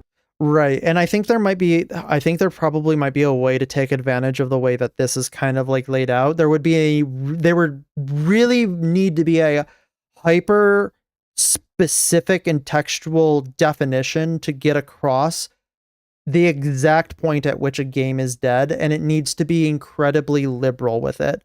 And I'm not saying liberal as in the system of left or right. I'm saying liberal as in the way to interpret it has to be incredibly broad, because if it's narrow, then that's when you can really kind of game this and say it's not into service. We're still technically doing this, even though it's inaccessible by people. So it really needs to have a large amount of use cases for it, which generally speaking isn't good, but in this case it probably is. Games, which clearly define when service can end, actually would not fit in this criteria. And they're also openly saying they've got no interest in changing the business models or the monetization. And I think that subscription games, where they have a clear, this is where it ends, probably needs to be divided into different patch iterations, right? So, for instance, World of Warcraft, they just released a classic mode and killed all the classic servers, right? Like the old classic servers, because they were releasing classic mode not too long ago. Okay. Every live service game, Destiny's another good example because you can't play backdated content even if you purchased it, needs to have, I would say, an end of category or an end of patch where they switch over from versions. So like say Destiny 1.0, Destiny 2.0, 3.0, so on and so forth. Every patch iteration between 1.0 and 2.0 needs to be preserved as its own independent ability to access it, especially if you're taking away parts of the game that people already paid for in order to make it something that people can still go back and experience even in the way that because they paid for it. I don't think that it's right that Destiny can say, we're just going to go ahead and say that you can't play these DLCs anymore. Okay, brother. Of the games industry in this initiative. It's not saying that they don't want those things to change as individuals, it's just basically about the scope of this initiative. Now, all those criteria matter because when Stop Destroying Games went to the EU Commission for clarity on legal requirements, and to many members of the European Consumer Centres Network, they basically got no clear answer. There was no clear answer. Nobody knew. Some of those Consumer Centre members even told Stop Destroying Games that how do you expect a bureaucrat to know the answer to this? Because it's been largely adjudicated on. So far that even Stop Destroying Games' representatives kind of found it unlikely. Now, that's because they did make it clear that they're open to, quote, any solution, and that they have zero interest in ongoing support from publishers after a game is discontinued. Again, which puts them in a moral superior position, but regardless of whether or not like that happens, what needs to really be addressed is, again, the publishers don't have the ability to be sued or to be held liable about it after it's already been transferred ownership or transferred to the public, because that's going to be, again, another legal determinant on whether or not it's actually equitable. Also recognize that not every feature could be operable after like support ends. Who needs anti-cheat? Anti-cheat? I've got a quote from Katzner that I am going to quote with a little bit of paraphrasing so that it kind of flows nicely. So here's what he said. There was a lot of pushback from the games industry, where bodies like Video Games Europe presented solutions that he claimed masquerade as proposals, but which are simply unrelated to our issue. Shut up, politician. We're going to give this to you and you don't understand it and you're going to like it. To which I would answer them, no. Go get bent. So what he did is presented a list of, quote, proposals which do not address the problem. And those are clear labeling of license agreement terms, mandating minimum support times by publishers, more notice before a game is destroyed, and then finally legislating that publishers may voluntarily have end-of-life plans for commercial games sold to the public. Yeah, that doesn't fix anything, because that's only fixing the legal justifications for the argument. It's not attacking the actual underlying problem of not being able to have access to games that you paid for. Because they're saying that, okay, well, you're telling us that we need to have more robust abilities to tell people when things can be taken away from them. Whereas Stop Killing Games is arguing, we don't want you to take these games away from us permanently because we paid for them and we'd like to be able to curate them for our own communities. Those things, he says, what a slimy move. Solutions, nor are they even compromises. Exactly. Now, it's a little hard to find. They are an attempt to justify already interpreted law. Once here, as we're kind of shifting from the Stop Destroying Games claim that say subscription games such a lawyer answer because they clearly do warn players. Like, in a way, it seems like there's a few contradictions here, but Katzner argues that the licensing agreements are accepted because the only alternative is not to play the game. You know, just not play the video game whatsoever. And that support times and notices of shutdown are effectively unrelated to their concern. Who actually reads every single EULA that they play, or that of a game that they play? I'm going to bet you that the percentage of that is probably in the low 0.00 percentages. I don't think that anybody reads that stuff, because if you did read that stuff, first of all, you'd probably never play the game because it's very consumer unfriendly. And second of all, you don't want to read it. I just want to play the game, bro.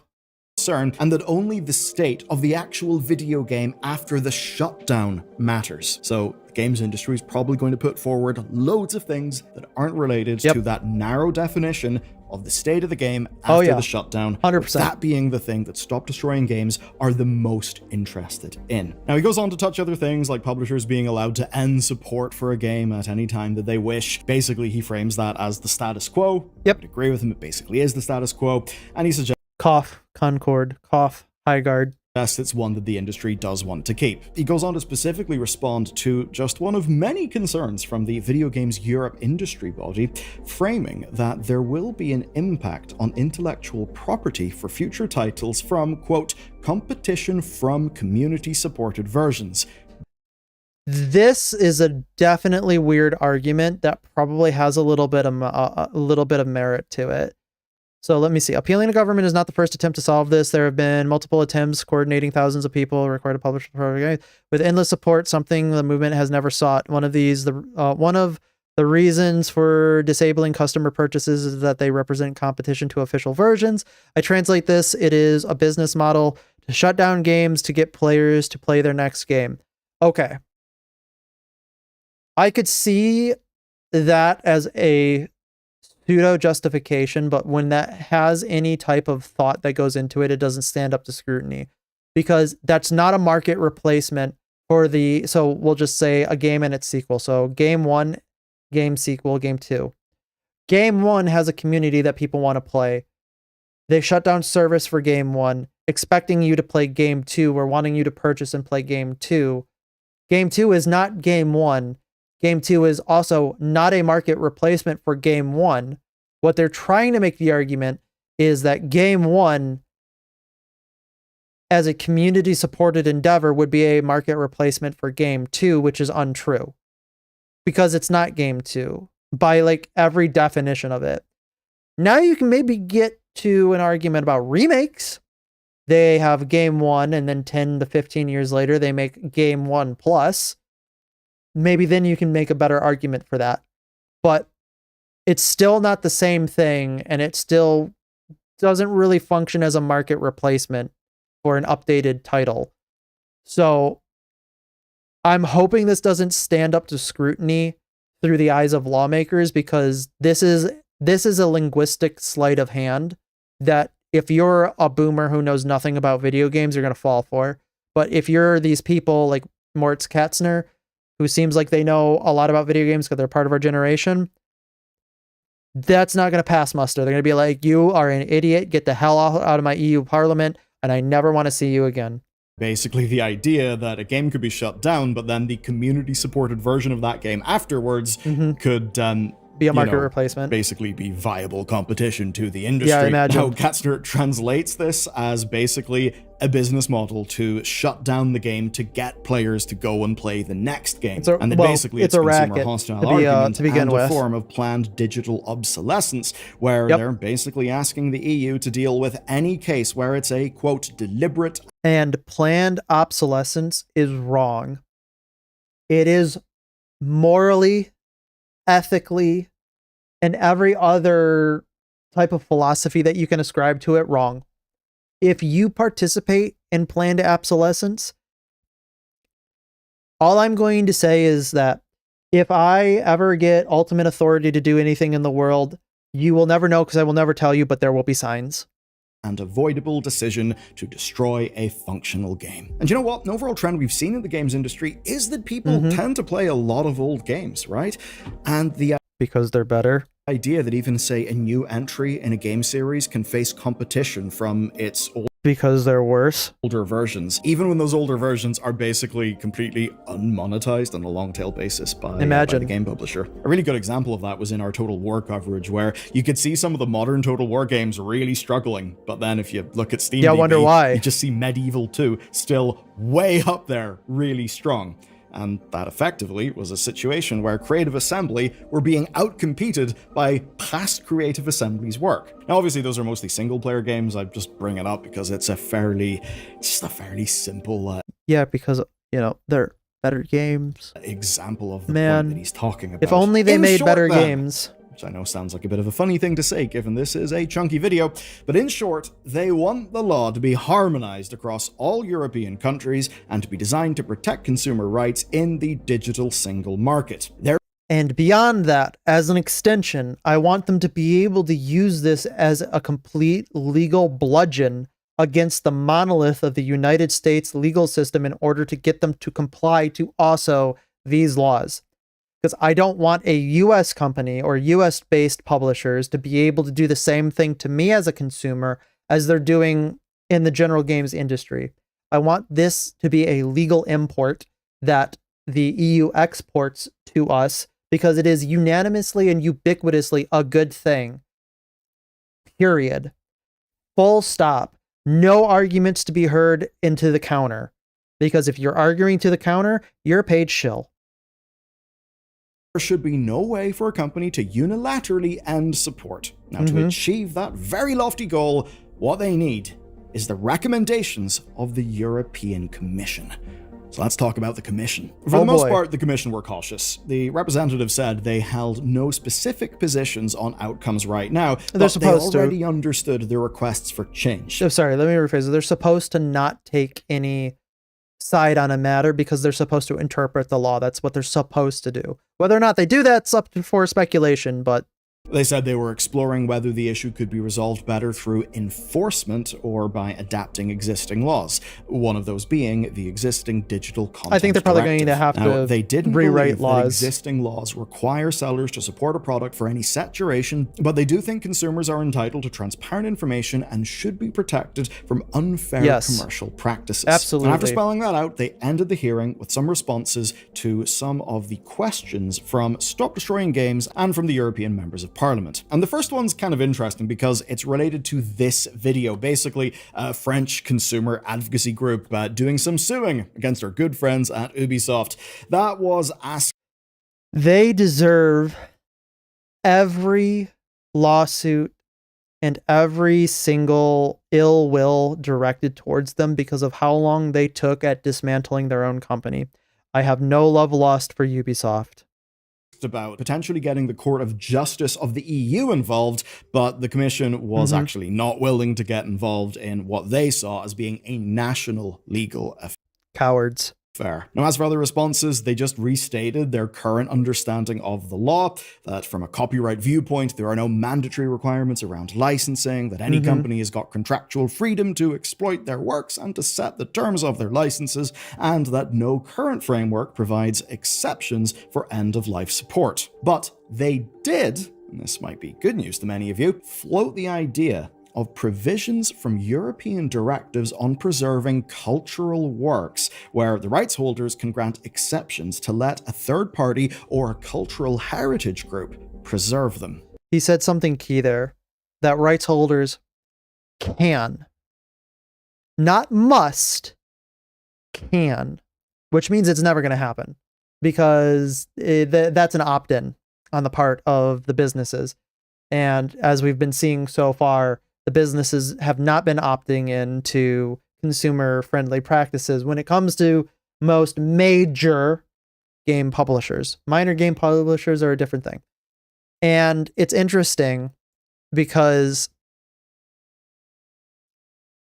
I'm not a fan of being able to use the government as a bludgeon to say that you must do something in terms of this, because I don't think that that's correct. But I think the government can acquire something after it has been neglected for a certain amount of time. I think that's fair. This is a side of So things that I would more or less, I guess, word it as publishers will relinquish their rights after X has happened. I would say could feel a little bit less relevant to how Stop Killing Games, and I guess this permutation, Stop Destroying Games, how that might apply to your specific case and your specific game library. But it is relevant to games being treated and being valued as pieces of art that do actually deserve to be preserved. If you don't think games are art, you're wrong.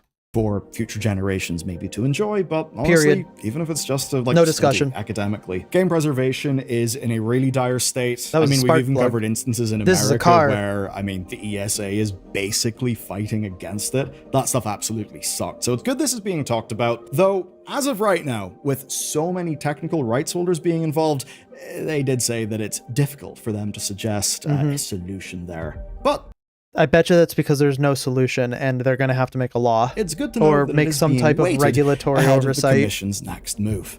We have covered a hell of a lot of ground, very technocratic ground. We got our MEPs, we got our various bodies of the EU. Damn, this stuff can really turn your brain into Swiss cheese, though. To say Swiss cheese wouldn't really be accurate because Switzerland is not a member of the EU. Imagine. Okay, Also, it's specifically made that way so that the normal person cannot understand it. The best way that you can get back at the system is to understand the system better than the system itself.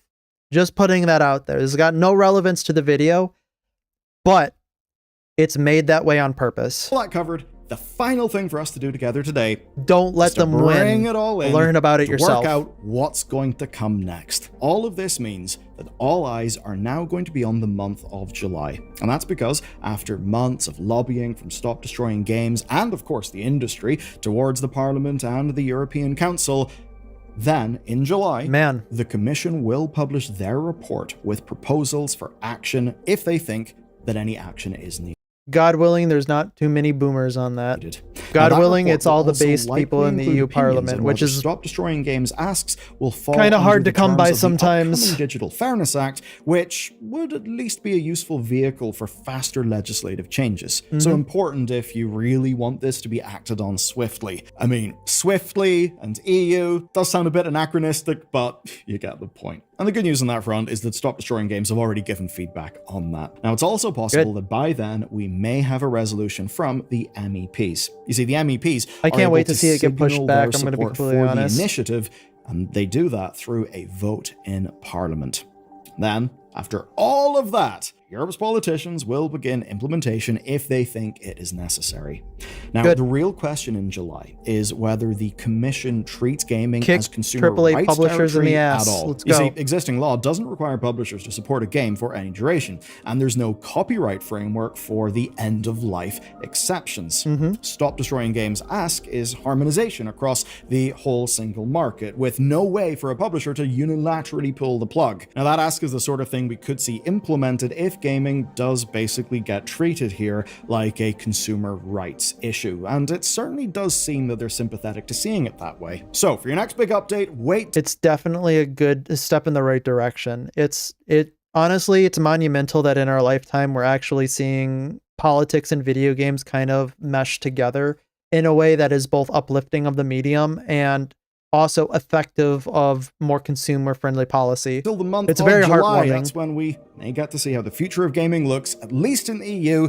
But if you're an American, actually, don't worry, you're not going to be left out, because soon we will be getting to the kind of surprising updates from the USA. So that's it for this video. Do you know what? The US has been going through some really interesting things as it comes to policy about video games, because they have started to see that video games themselves are a bit of a national security crisis.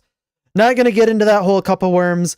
That is itself its own disaster of a situation, but I think we're going to see a lot of reforms coming out of the US too. Good little palate cleanser. Surprisingly I think enough. you should watch this one next about RAM. You've probably seen the headlines about the RAM prices going down and thinking, oh my god, is the hardware squeeze over? Will we finally be able to buy our PC upgrades? No. I'm going to say no. And, Oh, no, I think it's that pretty hurts. obviously no. It's something called Javon's Paradox, and you can learn about it by watching All this right. video next. Well, thank you very much, Bellulure. Why did it do that? Why did it freeze my PC?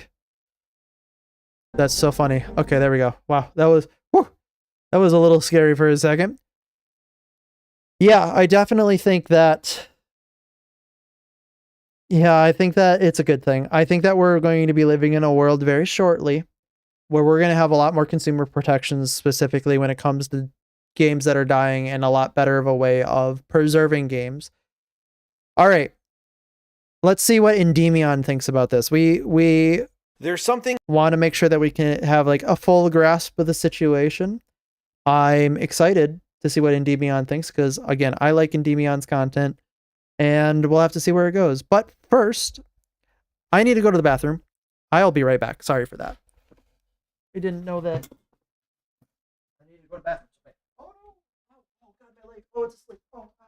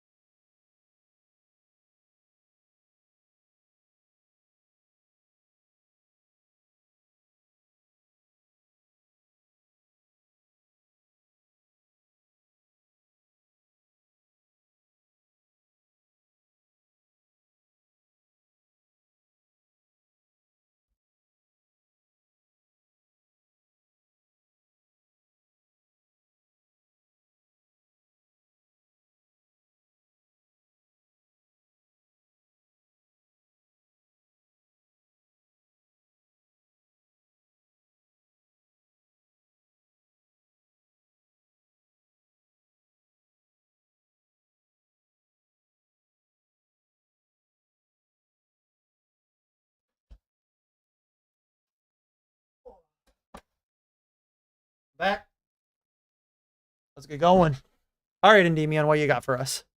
There's something a lot of us have come to realize in the last year or so. We don't really own the things we buy, do we? At any You haven't been owning the things that you buy for the last decade. moment, the games you buy and play can be decided on a whim by a publisher that it's no longer worth supporting, and they can just simply turn it off. The servers go down, your access... Well, it's a lot better for companies to sell you something that you don't own because they still maintain control of it in every situation at that point.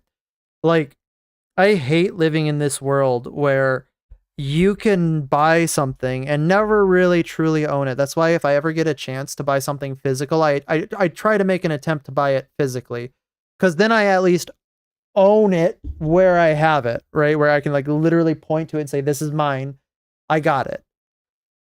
This is why in that game that you pay. Sorry, this is why I hate subscriptions to like services like Amazon and stuff like that, because if you want to watch something, you don't own it. You're just watching it as part of a stream. It's like, okay, that's pretty cool, and it's very convenient. And yeah, maybe you don't want to own everything. That's fine.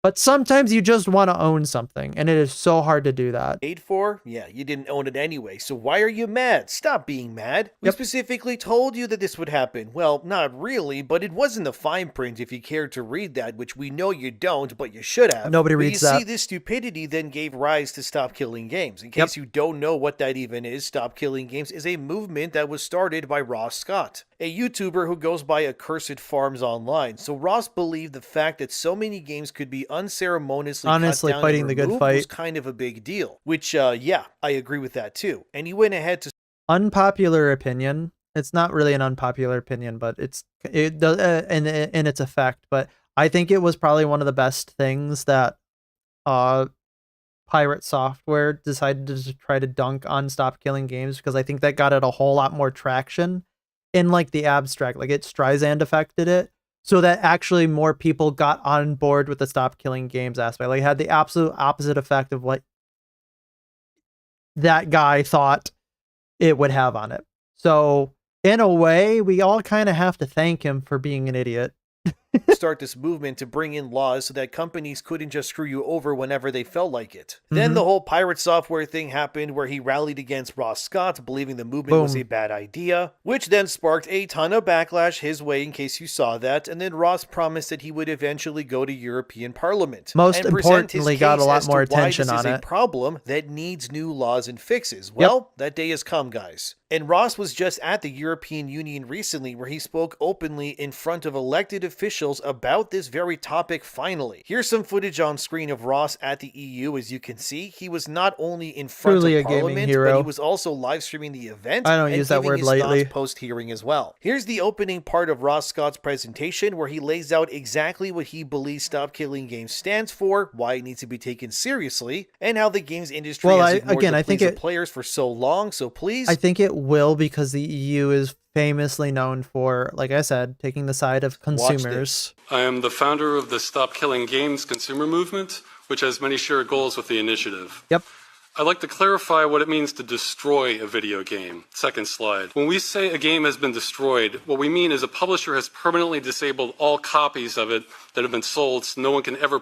It's also really good that they're defining this, because unfortunately a lot of gamers have like a, they stick their thumb out and kind of like measure it by thumb, saying, yeah, that one's been destroyed, or yeah, that one's not quite there yet. We don't really have a defined version of when a game's been destroyed. Play them again. It would That's be like important. removing every single Legally, copy that's of a book important. or film in existence, effectively erasing it from the culture. The way this practice works is first a publisher sells a Because copy the of a law video doesn't game. work, However, it has operate been on the designed so I'll that it know must when I connect to see the a publisher in principle. order to function. This acts as a potential kill switch. The customer is also given no information when the game will stop working, even though the publisher has decided to assume that responsibility. Then, after an undisclosed length of time, the publisher disables all existing copies of the game, but keeps the customer's money. The publisher also enacts countermeasures to ensure repairing the game. Repairing the game is almost impossible, even for experienced software professionals. From this point And onward, again, that's all no about customer can making ever sure run the that you purchase can again. maintain the Besides destroying software the game, on a this practice backend. is also subverting customer expectations. Most video games can work indefinitely, which has been the customer standard for half a century, including ones that connect to the internet.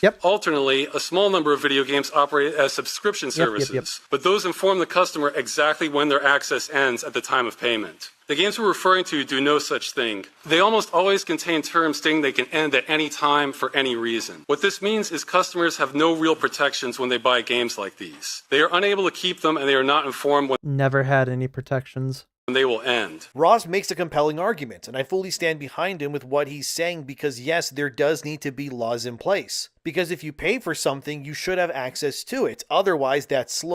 Not only that, but there needs to be interpretations of the law that fit this.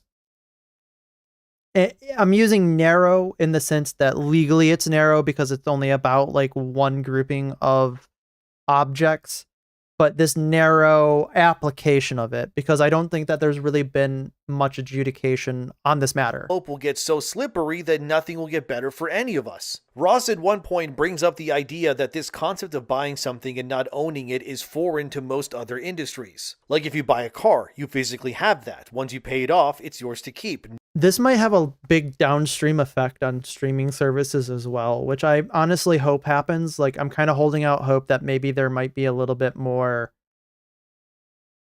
thought, in a manner of speaking, towards other industries through the Stop Killing Games movement. No one can take it away from you. Well, I mean, they can steal it, but you get the idea. Same goes with your fridge, your TV, your couch. That's yours. You bought it, and that's all yours to have forever and do whatever you want with it. Yet with games, it's not. You just don't own it. Even if you buy the game physically, the disc itself, half the time, is really nothing more than a disc that must be inserted to access the digital version of that game anyways. This practice on Nintendo Switch 1 and 2, for example, is very rampant. The idea of the key card, right? That's, by the way, I hate that. I hate that so much.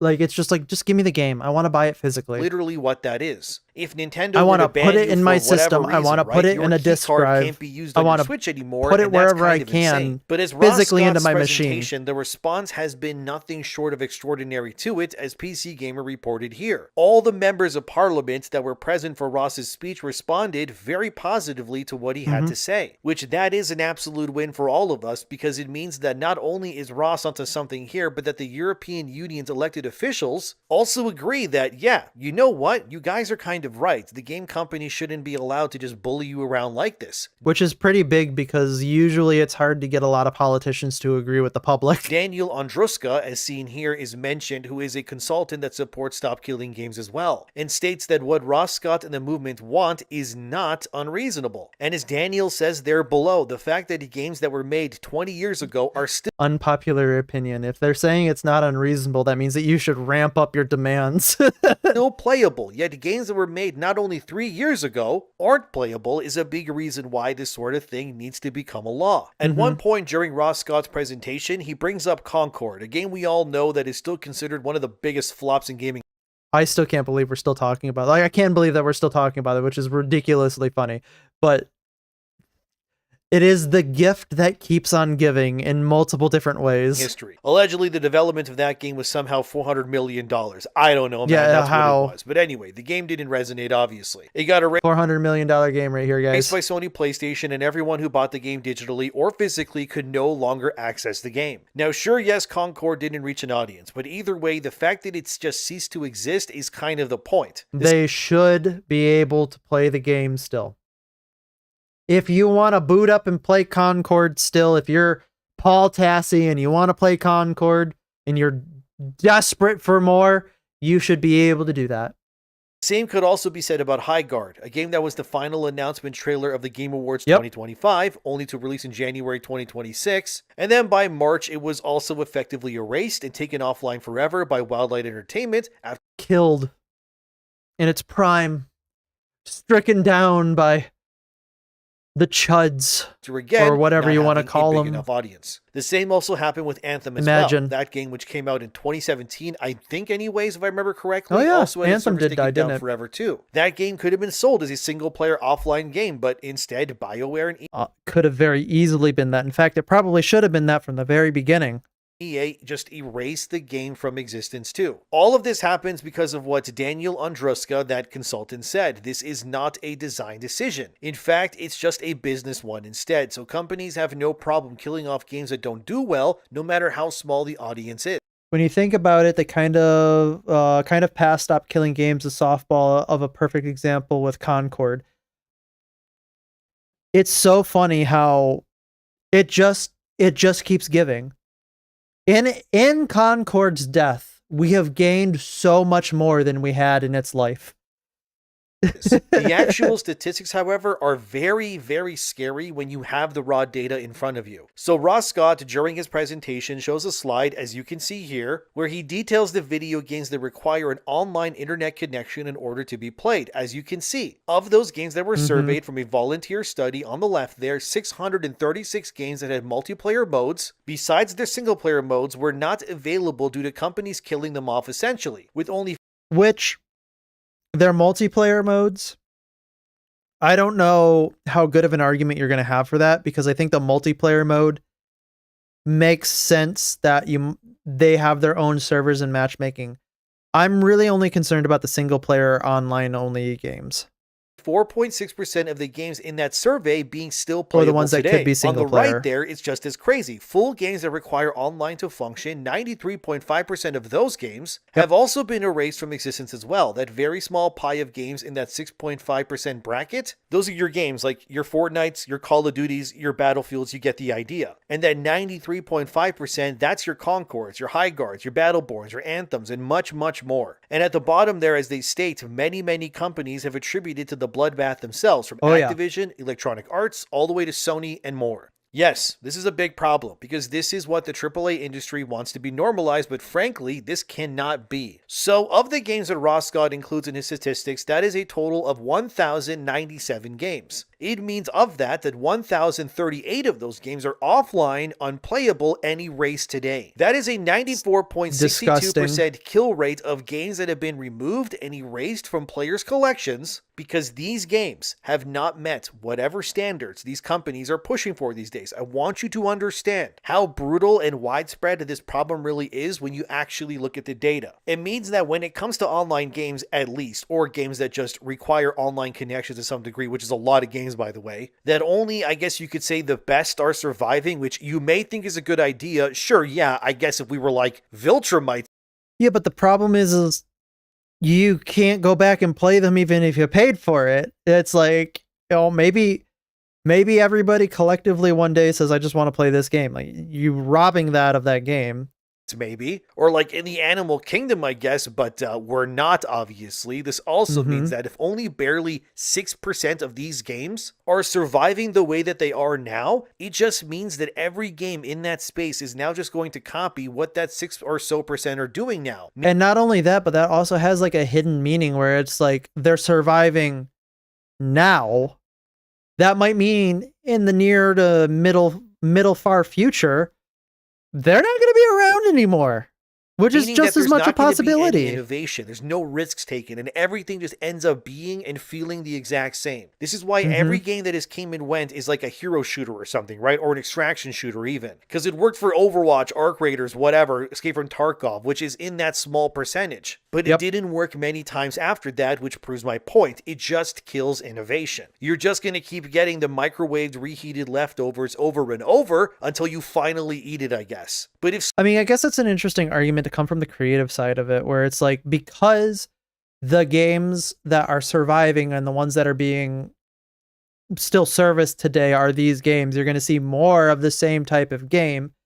And I guess necessarily I didn't even think about it from that direction. So that's an interesting argument. But again, I think this is more like a consumer's rights, consumer side issue, where now because you're not able to access it, you're not able to even play it because it doesn't connect to a server. Definitely an interesting argument, but I don't know if it's within the scope of the some EU of those Parliament. games could survive and live on to some capacity. It would allow for But more I'm here for it. experimentation because it wouldn't be the end. A good example of how to do an end-of-life plan for a game is Splitgate, the original one I mean. As seen here on Steam, Splitgate 1 will live on through peer-to-peer servers, meaning people who want to play the game, they still can. Otherwise, the game would just be deleted, like everything else has. This should exist for more games. Whether you play them personally or not, the point is that people still do play these sorts of games, and that's the point. Variety is a spice of life. They still have a community. They deserve to be preserved. And if the community wants to do peer-to-peer servers, let the community do peer-to-peer servers. After all, that's not really what the AAA publishers want, which is why this movement exists the way that it does. Another very good point brought up by Ross Scott in his presentation is that during that end-of-life plan that games go through, it's oftentimes included in the game's development budget initially as well, while the truth is the actual end-of-life plan is much smaller in cost, according to what Ross Scott says, than companies claim it to be. Ross even claims, based on what he's been told by the various development studios that he's spoken to behind the scenes, that these end-of-life costs are faulty and oftentimes disingenuous. Because the cost... because they pump it up with all these other like miscellaneous dumb costs that are inclusive but not limited to like trying to make sure that easy anti-cheat stays in the game. Bro, you don't even...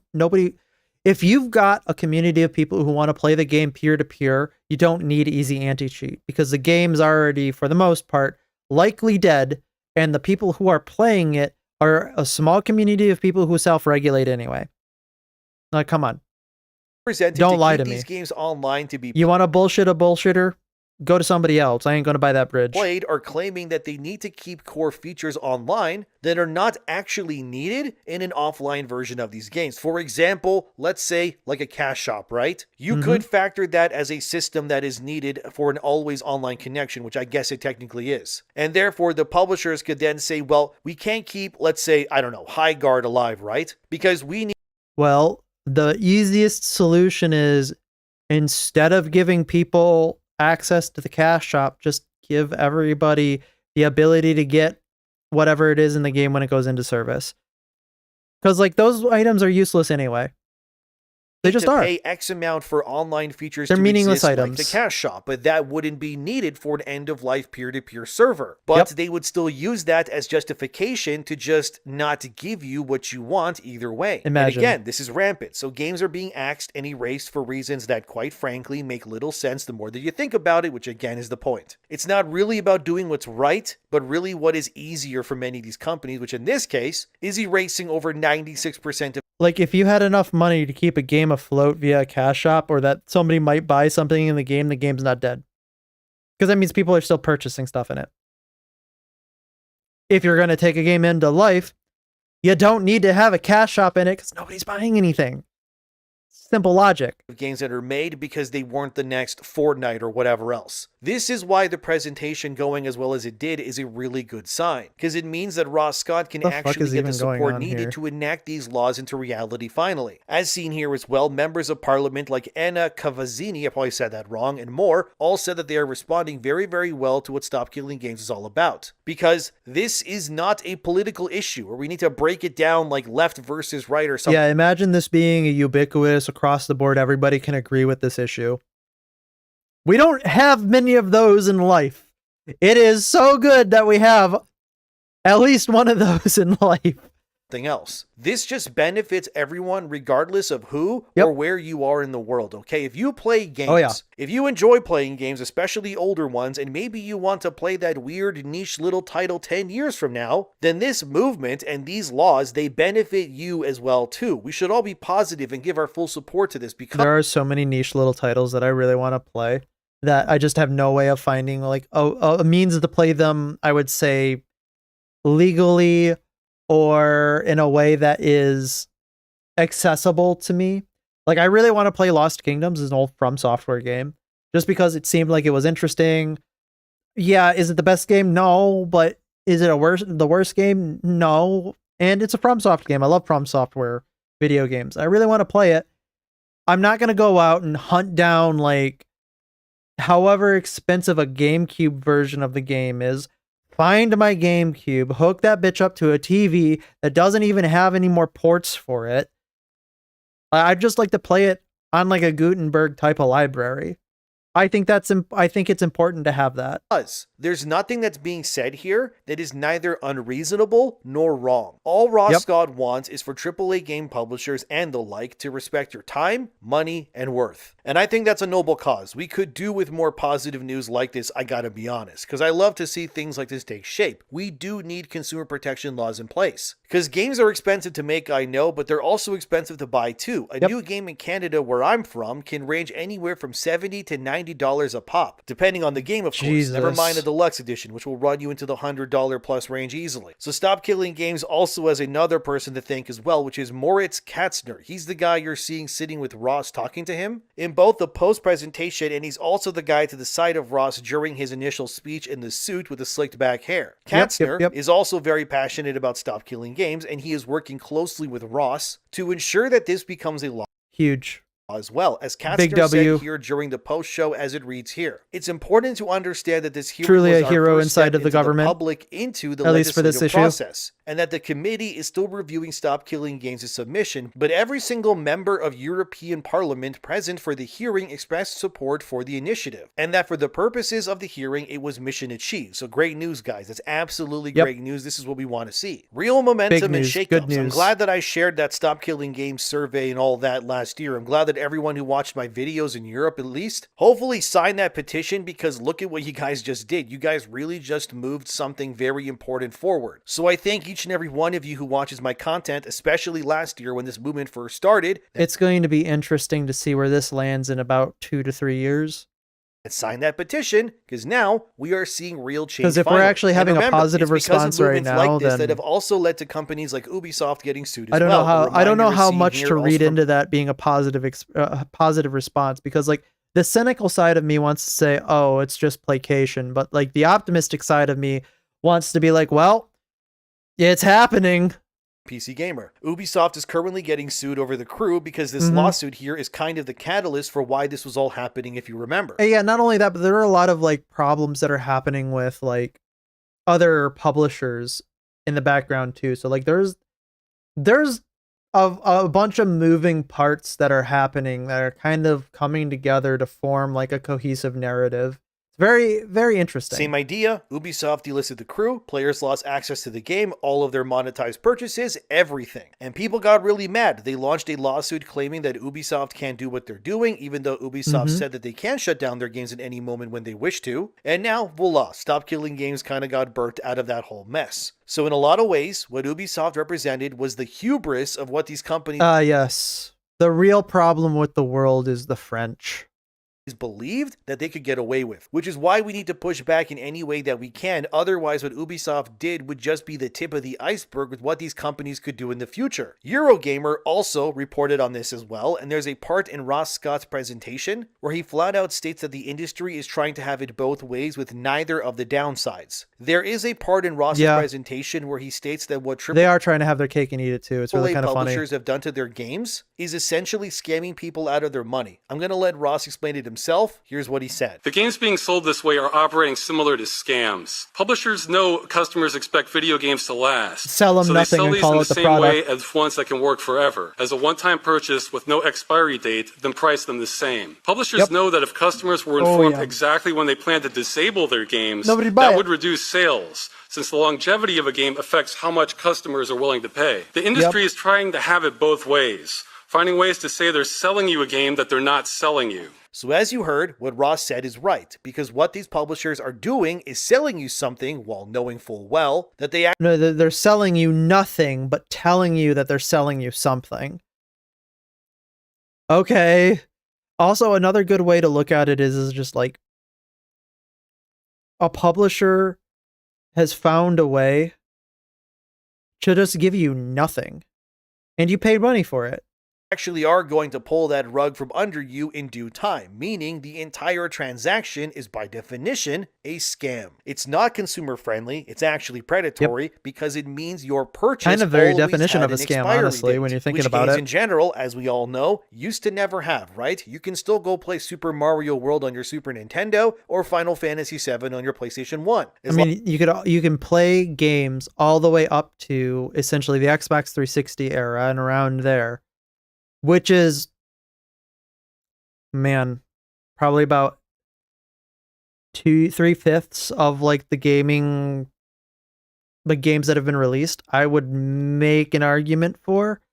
I'm not like quite sure what the real numbers are, but 3/5 is a pretty good, like, off the cuff, I would say, argument for it. It's getting lower every day with new games being released, but still a lot of games. As long as you have those discs or the cartridge in Mario's case, yeah, you're good and to the go. console. But the fact that this is not the same now, it proves that the new normal is not being done to service you. If anything, this new normal exists to make your experience as miserable and as predatory as possible. And that is not good, which is why it's great that this exists. And like I said, Ross, it is as miserable and as predatory as possible, or as they are allowed to do, while still making a product that you'll buy. Scott explains that because it could of all get of a lot this, worse. The AAA publishers want to have this both ways. I'll let Ross explain what he means again, so please listen to this. This creates confusion. By the way, that Horizon game looks like absolute dog shit for everyone involved, and is part of why it's taken customers so long to get exposure on this practice. The legality is also unsettled. Earlier, members of Parliament assisted us in asking questions to the EU Commission about how legal the terms and game license agreements were, especially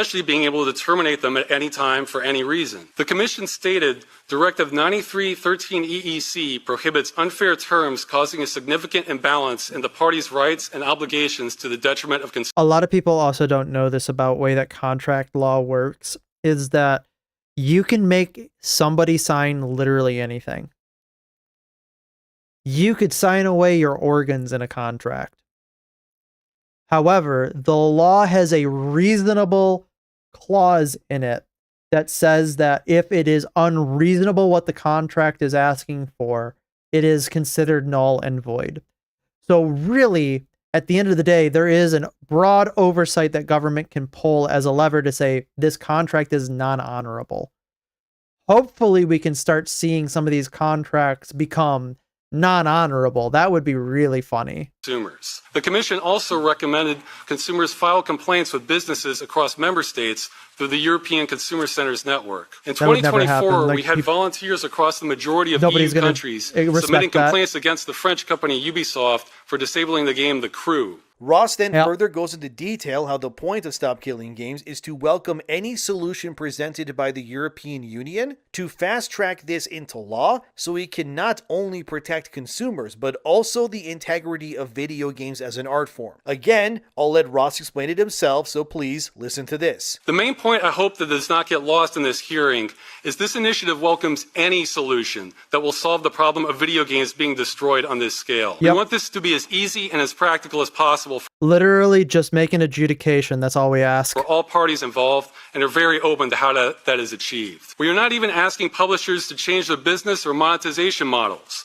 Only that once they end support, they do so in a responsible way. Our only goal is to prohibit this destructive practice and thus obtain basic protections for consumers and the medium as a whole. And I think Ross is right. Perfect. Again, he's being noble by doing this because nothing presented here seems unreasonable. Essentially, what Ross is asking is he wants games to be treated the same way that everything else is pretty much. The fact that it isn't, that's why it's such a problem. And I think nothing he asks for is really unreasonable here, especially considering like I said, the TLDR is we just want to be able to play the games that we purchased. Easy. Publishers try to mock up the so-called price they'll have to pay by disingenuously claiming that certain services must be kept alive to achieve a workable offline version when they clearly don't. But this is why that's a lie. That is just a huge lie. This issue sat in the background like it always has. Games have been increasingly required to have those online connections, even for single-player features, right? Even for content you've already downloaded too. Publishers are leaning on those license terms. The EULAs, for example, in order to justify what they're doing, they're trying to say that you're not buying a product, right? You're instead buying a license. A license. Which is, I cannot believe that they got away with that for so long. It's just like, no, I'm buying a product, but you're treating it like a license. I can't believe they haven't been called out for that earlier. That they can revoke. A license that can also expire. A license that is tied to servers that they control. And that's why it falls apart in logical conversation, because it doesn't feel like your license ended. It feels like something that you owned was just taken away because they could. That's why the Crew shutting down was that spark, right? That lit this movement in the first place. Because the question then became, well, how many more games are just like one shutdown away from disappearing forever too? Like all of them. Ubisoft opposed Stop Killing Games, other industry groups like the ESA or Entertainment Software Association, they have also tried to claim that if laws existed that pushed publishers to preserve games after end of service too, it would instead only drive up the development costs. They would create legal complications, as they put it, and limit how games are being designed and supported in the future. So from the perspective of the ESA and the AAA publishers, this wasn't about taking your games away. Instead, to them, it was all about maintaining flexibility to adapt in the changing market for them. But from the perspective of a player who's... I also find it funny because like they're trying to also make this argument because they want to, like I said, protect their intellectual property and their future intellectual properties too, which I think is a really important distinction. Because if they take a game offline and they're going to release its sequel, like it was said earlier in the Bellular video, that's a potential loss of a customer base, which in reality is not true. Supports the games, it doesn't look that way at all, right? Can we agree on that one? All it really means is that a company wants the right to sell you a product today and then have the right to take it away from you tomorrow with no legal repercussion and no downsides. And that is the heart of this issue, isn't it, right? That's the publishers, so ridiculous. They want control, while players like you and me, we I can't want believe our that we ownership. live in a And world where we allow this to happen. Ideas collide the way that they do. And the more games adhere to always online systems or the live service models or these subscription-based ecosystems even that are pretty much everywhere now, the less permanent any purchase that you make in the future objectively becomes. Like, you can't deny that. It's just the truth. And that is when people start noticing the difference, right? So removing all the politics from the equation here, ultimately, what Stop Killing Games is doing is morally right and just. All they're asking is if you... And ethically right and just, and every other type of way that you can look at it in the good and positive. A game, it should remain playable. And that this fight is not about one game or any publisher, but the future of digital ownership as a whole. Because yes, this is going to have huge downstream effects. It would mean that every game is temporary. Every purchase that you make is just going to be conditional. Like, that's what it's going to be. And that every experience that you have right now can be revoked whenever they want to. But with how things are going instead right now, it actually means that publishers have to think about how their games are being built, how they sell them to you and advertise them. and what ownership actually means now in like 2026 and beyond. And for years, maybe... honestly, there might be a need to sit down and actually define legally what ownership means, which is kind of ridiculous, but we might need that. We accepted that trade-off because most of us didn't even know that it existed, right? It was all convenience, I guess, over control, really, but that is now going in the direction of the consumer, which is great to see. Because once people start realizing something can be taken away from them, they're gonna ask a simple question, right? Why was it then sold to them in the first place if this was always going to be the outcome? Or how was it allowed to be sold to them? And depending on how the industry wants to answer that question, the future of gaming could look very, very different. But let me know what you think as always. I fully support Stop Killing Games, and I hope that you will too. Shout out to Ross Scott for doing what he's doing and all of that, and let's keep up the good fight, everybody. If you don't support it, you've got an agenda. Games are art to me, and they should be treated as such. So now, let's remind these greedy publishers who's really in control, shall we? Thanks for watching as always. I'll update you guys further if more happens on this. Subscribe if you'd like to, and see you next time, everybody. Oi, thank you very much, Mr. Endymion.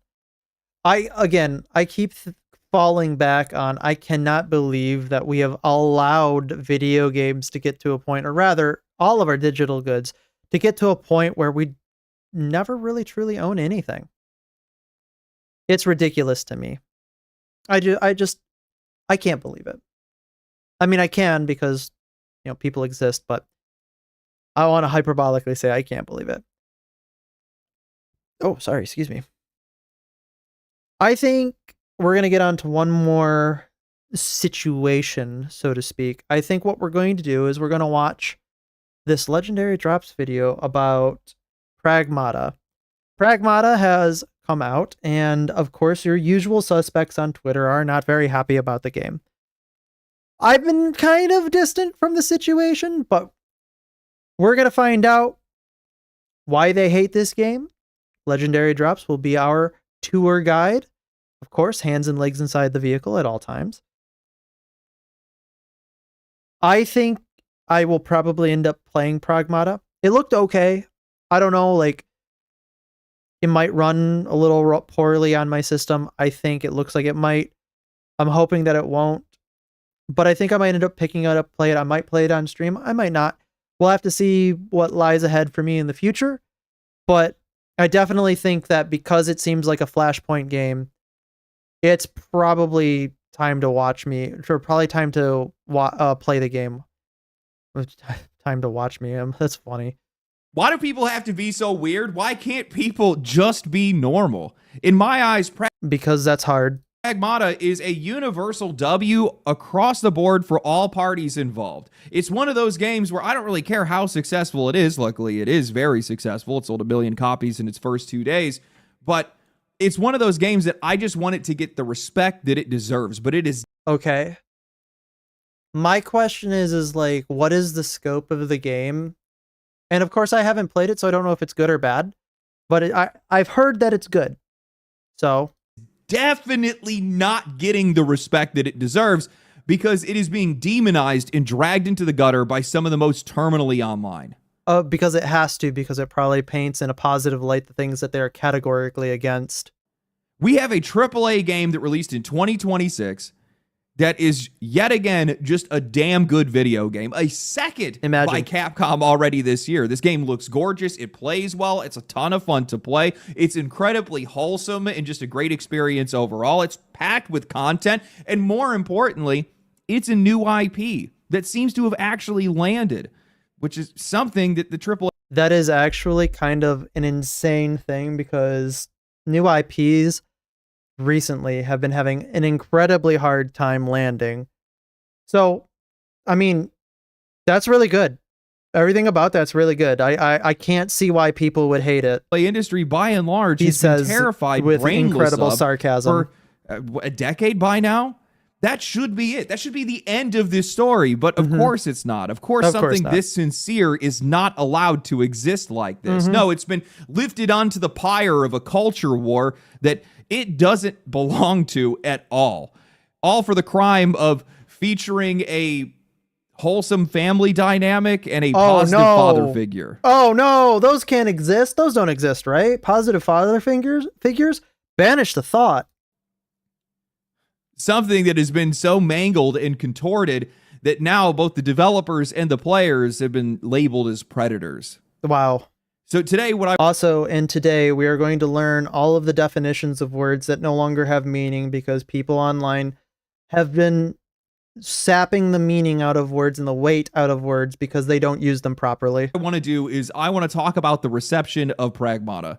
I want to talk about why I think this is one of the most important releases that we've seen in years, and also probably going to need a strong argument for that, because that's an extraordinary claim, in my opinion, which probably requires some extraordinary evidence. I believe a lot of the hate that this game is getting is actually just a product of entertainment today.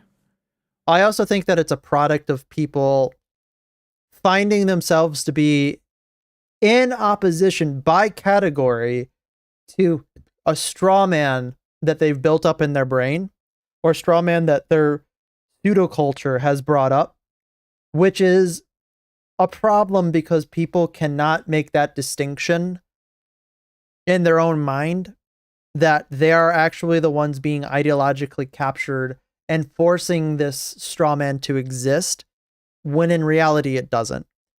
They choose to believe a lie that's comfortable over an inconvenient truth that they are perpetuating, a lie that they are willingly participating in. Where are the dads?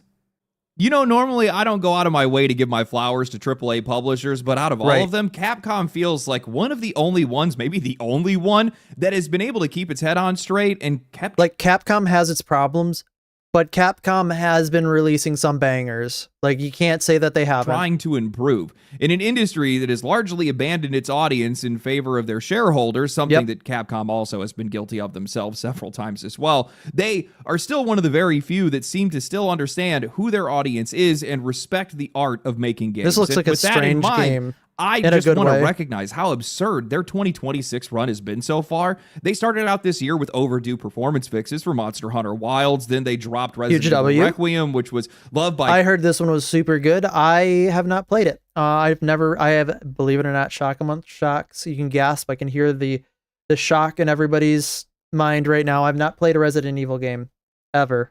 Critics and players, and but I recognize that they're really sales good. records. Then after that, they had Monster Hunter Stories 3, another game that landed really well across the board, and now they've done it. I'm not the audience for Monster Hunter Stories, though. Yet again with Pragmata, hitting an 87 on OpenCritic and even beating Expedition 33's user score on Steam. Well, that's interesting. The game has already gone on to sell 1 million copies, and people are loving this game. And honestly, I think that it really deserves it. I've been playing it myself, and Pragmata is just fun. It's such a well-crafted video game. I've always liked third-person action games like this. Dead Space is one of my favorite series, and this game kind of still hits that same sweet spot with tone, atmosphere, and gameplay loops that are just so strong that it makes time disappear. This game is so gorgeous. Performance has been flawless so far as I can tell. That is surprising that the performance is good. This looks like it would run like terribly because of all the particle effects and everything like that. So if performance is good for this game, this might actually be a buy for me.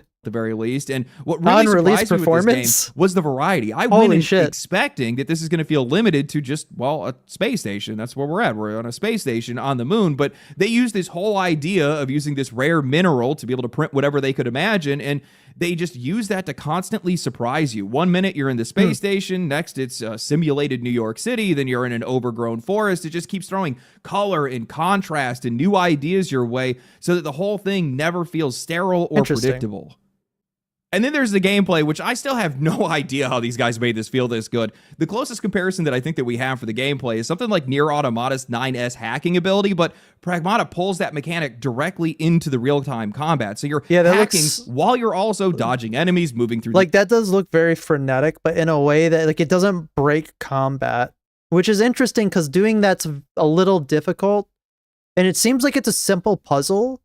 But while you're trying to accomplish a combat objective or some type of combat thing, I could see it being very time sensitive and chaotic area and trying not to get swarmed while also picking up a bunch of items and weapons and switching weapons. And somehow these guys just found the right balance. It's not so complicated that it kills the flow, but it's also not so simple that it feels pointless. Then they start adding in mods and bonuses to make it feel more strategic. Honestly, I think getting this one mechanic to feel right is probably where their delays came from. Yeah, I think I'm going to play this balancing this had to have been a night. Not going to lie, I've been on the fence about getting it. I was like, I don't know, maybe. All right, well, I think that I might play this game.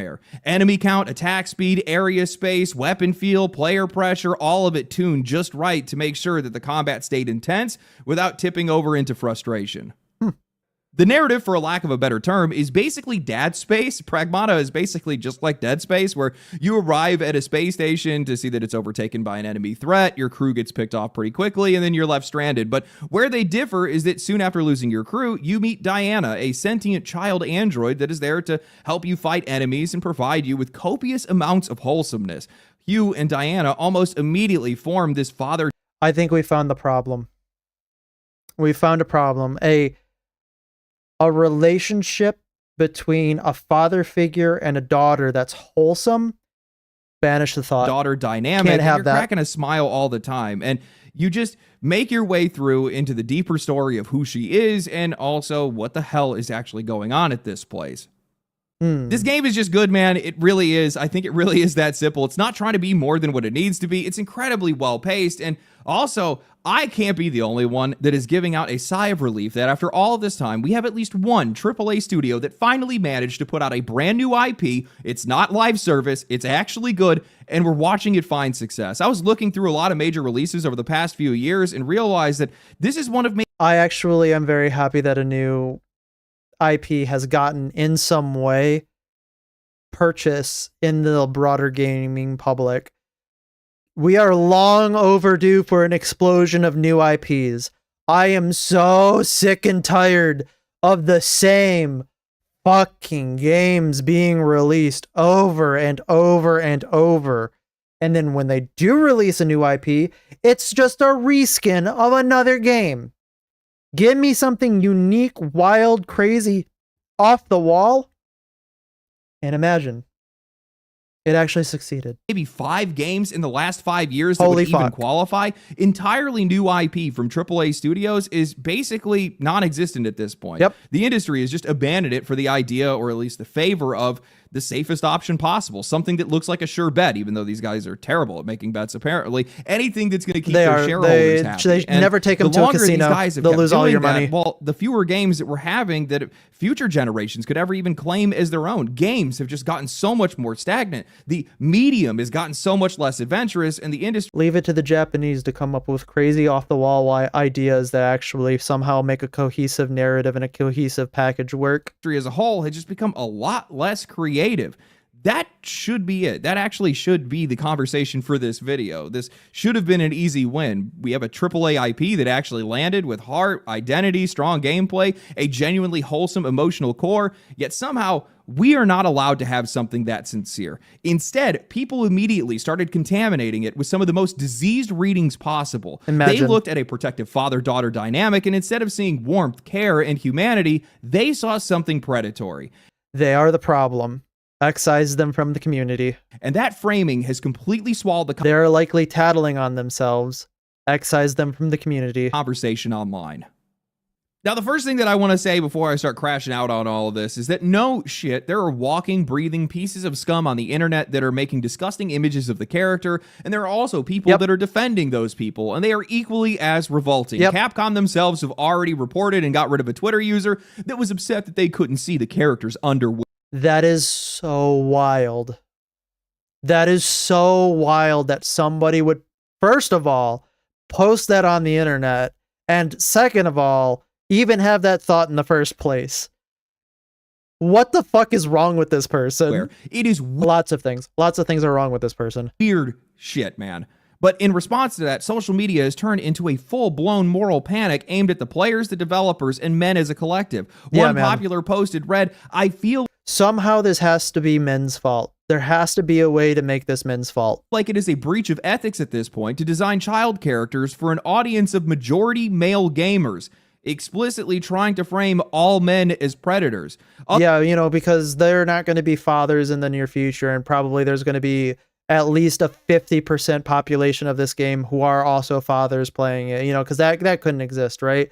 There is no universe.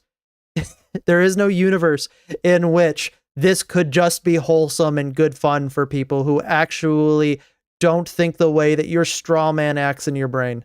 Other posts were insinuating that the developers made Diana childlike because they were trying to pander to a degenerate audience. Some people have even gone as far as saying, if you even like Pragmata, well, that alone is going to make you suspect. Imagine. Why are these people taking the actions of a few revolting freaks and using that to imply that the game, the developer... Because it has to fit their narrative of the way that the world works, because they have a vested interest in making sure that the world works the way that they think it does. Because in the absence of that, everything that they've come to believe would then be untrue and not real if it doesn't work that way.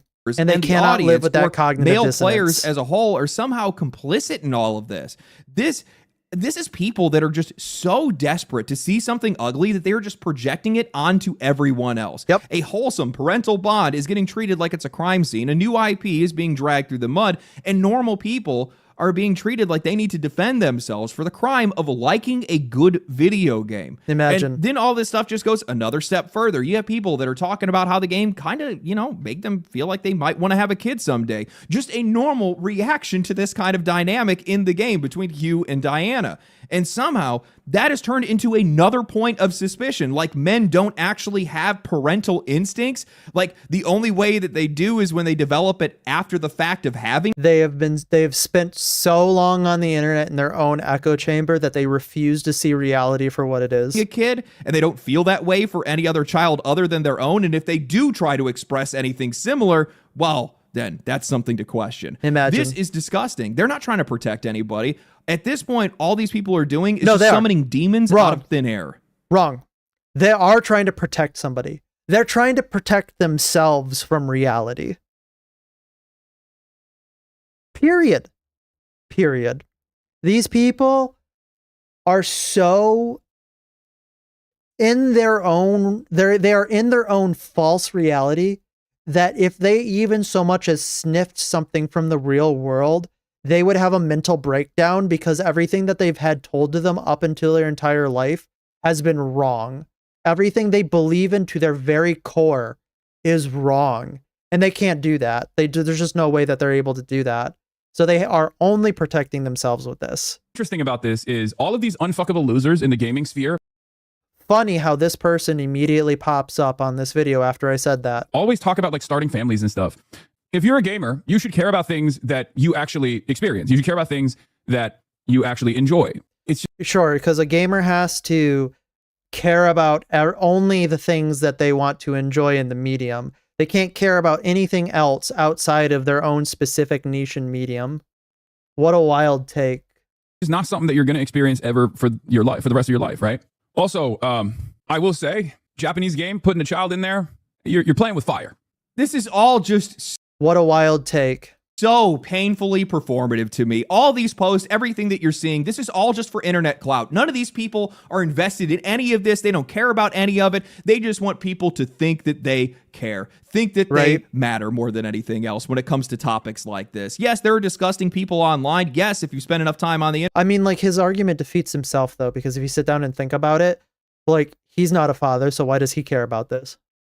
Internet, especially around certain corners of anime and gaming culture, I can understand why some people would be a little suspect. His own words. I'll grant you all of that. But that does not justify taking a normal father-daughter dynamic and a very, very normal audience reaction in a game that is not framing that relationship in any other way other than aggressively wholesome and painting all of that in the same brush. Yep. And when you're jumping from there are some freaks that exist online to gamers are a bunch of unfuckable losers that will never have a family and should never care about it, or a Japanese game with a child in it is now somehow automatically suspect, what are we doing?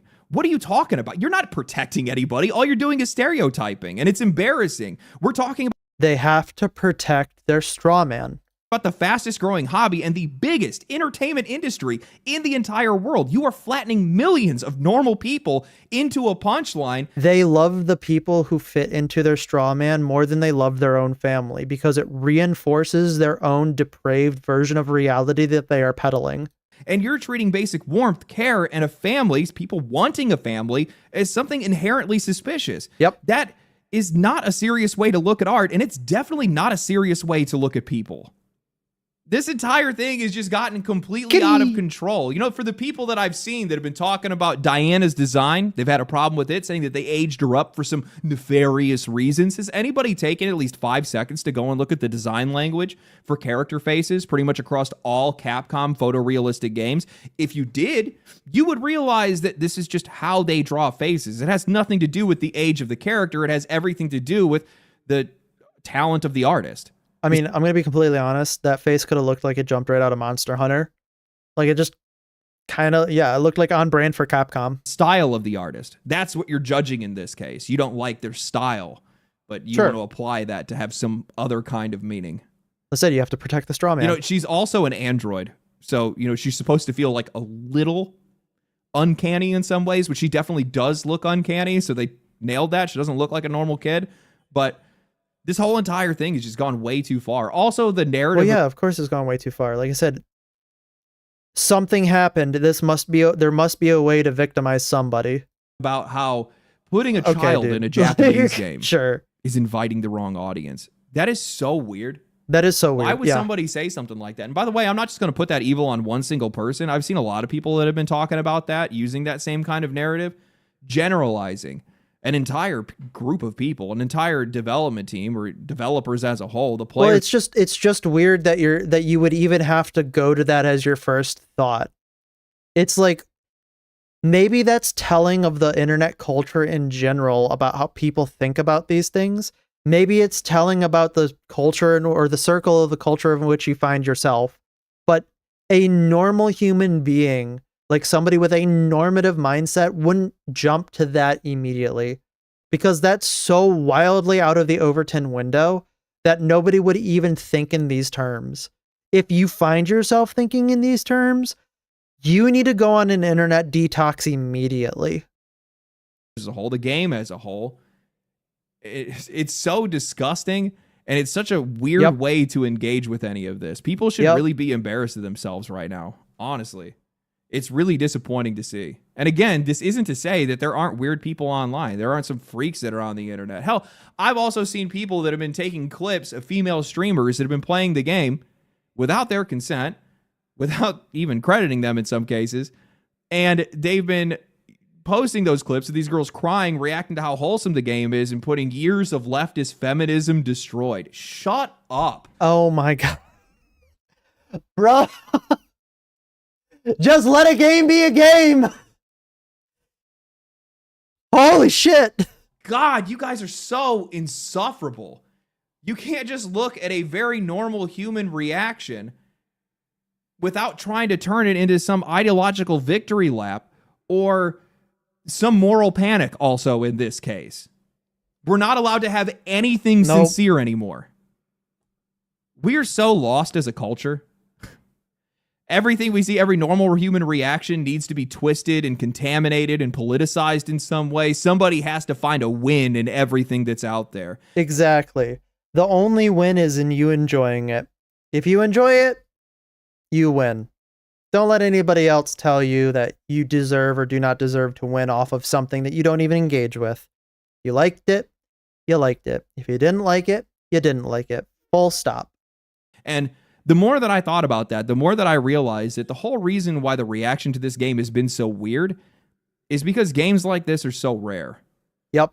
It's kind of weird because I haven't finished the game yet, so I don't exactly know how the story is going to end, but I will say that the narrative felt a little jarring to me at first. I mean, you just lost your crew, you watched people you know get killed, crushed, sucked out into the vacuum of space, and then 5 minutes later, you are naming this little android girl, giving her high fives, watching her play on a slide, and saving her from falling while she's chasing around a cat.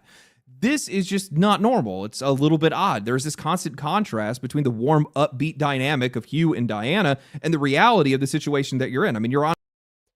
So we used this word earlier today. This would be an example of ludonarrative dissonance, an actual good example. On a moon base where everybody seems to have been brutally killed by rogue AI, and everybody that you know is dead. You don't know if you're going to make it back home, how you're going to make it back home, if you can. And the more I played, the more I realized that's there on purpose. Hugh is putting on a brave face for Diana. He's not panicking. He's not dumping the weight of that situation onto her. He's just trying to stay composed and be the guy with the plan, because that's how he wants to protect her. That's what you're supposed to do. That is fatherly. That is a parental instinct. It is something that is very, very normal. And once I started looking at the game through that lens, it all started to make a hell of a lot more sense to me. But what stuck with me is why I didn't pick up on that right away. Why did it take me sitting down and writing notes before that finally clicked? And then I realized I'm not used to seeing this in entertainment. Real life is actually what made it click for me. You're not used to seeing something that actually mirrors life in such a way that makes sense. Wow. I cannot believe that we've been so trained by media to see things in such a negative stereotype. I was reminded of the times that my mom and dad, no matter how bad the situation was, stayed calm, held it together, and kept me shielded from the worst of it. It is insane that we can't see that for what it is. Was seeing that same instinct show up so plainly in a video game. And then it got me thinking, maybe the reason that so many people are acting so strange or reacting so strange to this dynamic, or viewing it in some kind of suspicious way, is probably because they're just not used to seeing it either. So I started looking into this just to make sure that I wasn't imagining some pattern, and honestly, it's a lot worse than I expected. Games and entertainment more broadly have moved away from positive family dynamics, and especially positive father figures, and it's gotten to the point where that absence feels normal. The Wiki TV Tropes even has an RPG trope that's called the single parent rule, and once I saw it all laid out, this all kind of clicked for me. Game after game, characters... hang on, what is this? Single parent rule. RPG characters with 2 living parents are almost unheard of. As a general rule, male characters will only have a mother, and female characters will only have a father. Their missing parent either vanished mysteriously and traumatically several years ago, or is never referred to at all. Frequently, the main character's surviving parent will also meet an awkward end just after the story begins, thus freeing him from the inconvenience filial obligations. I guess. Yeah, I could see that.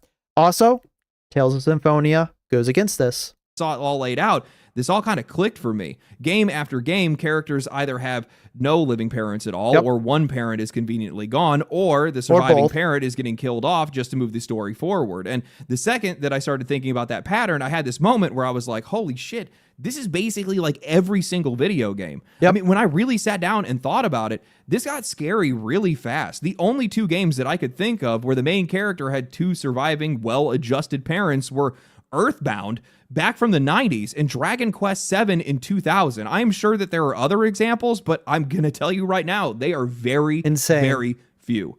Outside of that, family is usually gone. Either they are out of the picture entirely, killed off to push the story forward, or more often than not, the whole thing revolves around the missing father while the mother is the one that is still around, and then the fathers never show up in the game, or when they do, they are usually deadbeats, villains, absent, or deeply broken in some way. And I know that some people are going to immediately jump and go, well, wait a minute, what about Joel from The Last of Us, Marcus Phoenix from Gears of War, Kratos from God of War? But those are tragic fathers.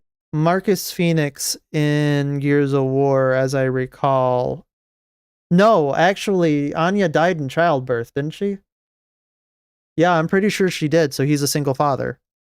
In a lot of cases, they have to feel like they have to make this father figure safer by disarming them in some way, weakening them in some way. Their stories, which everybody hated, are revolving around failure, guilt, sacrifice, redemption. And in a lot of cases, they feel like they're just a setup for the child or for someone else entirely to come in and take over. Yep.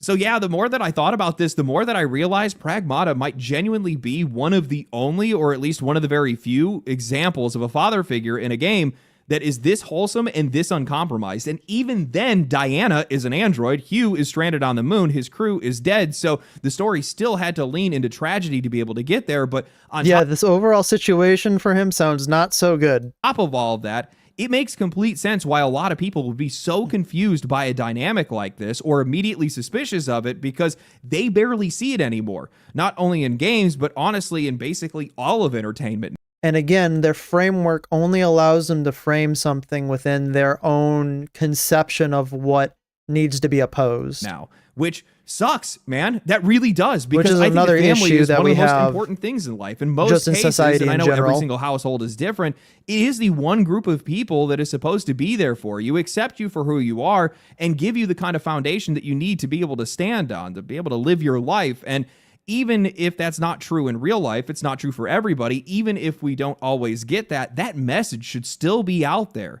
That's what family should represent to a lot of people. This should be something that I think is really common in storytelling. It should be one of the most common themes that there is, because even if it's something that's not always realistic, even if it's something that not everybody gets, So the reason why that is because we've kind of come across a point in media where most everything is postmodern or postmodern adjacent.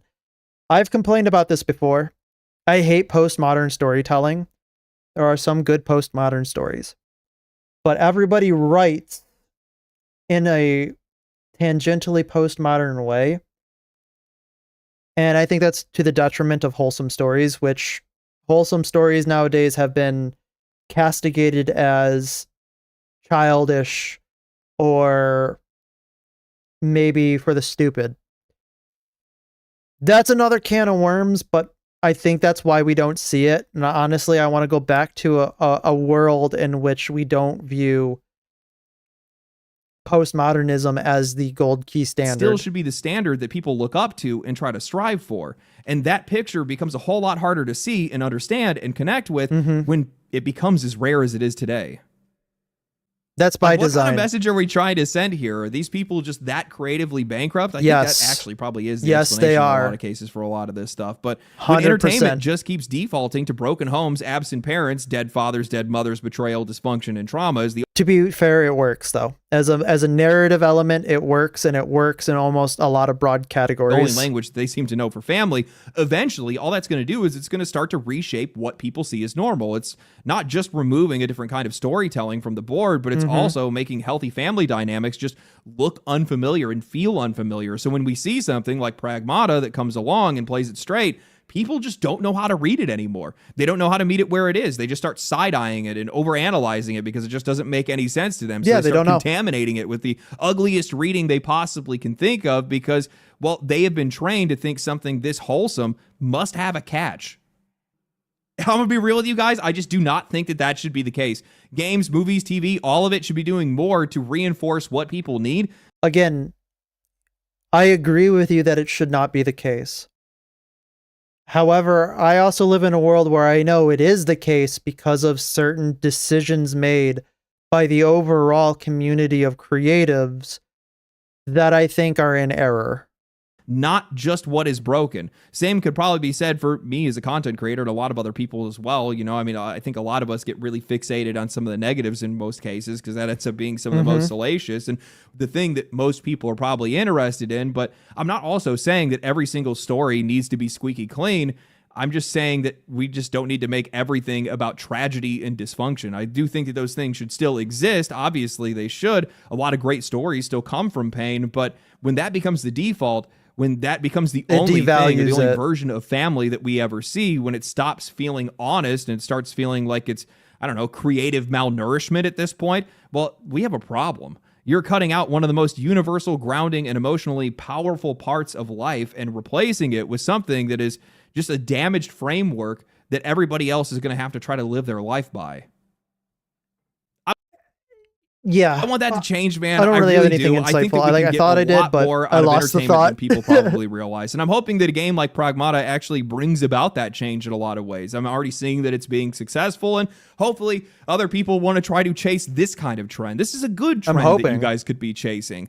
We could get a hell of a lot more emotional range out of a lot of these games. We could see relationships that are built on care and patience and teaching and sacrifice. Yeah, wouldn't that be something, stability instead of just pain and loss all the time. We would get more father figures that were allowed to simply just be good and not broken men that are crawling towards redemption, not a bunch of... Wouldn't that be something villains or cautionary tales, that Dead by Act 2, just a bunch of good men that are trying to protect something that they love. I think that sends a really good message. And I think people are starving for that, whether they know it or not. Because when a game finally they 100% are. Gives them that, look at this reaction. Look at how people are acting.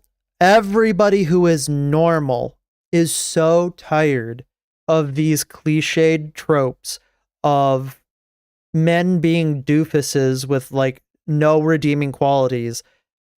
Period. Just period. People are done with it. They can be done with it for any reason, but they're done with it. They've been done with it for a decade.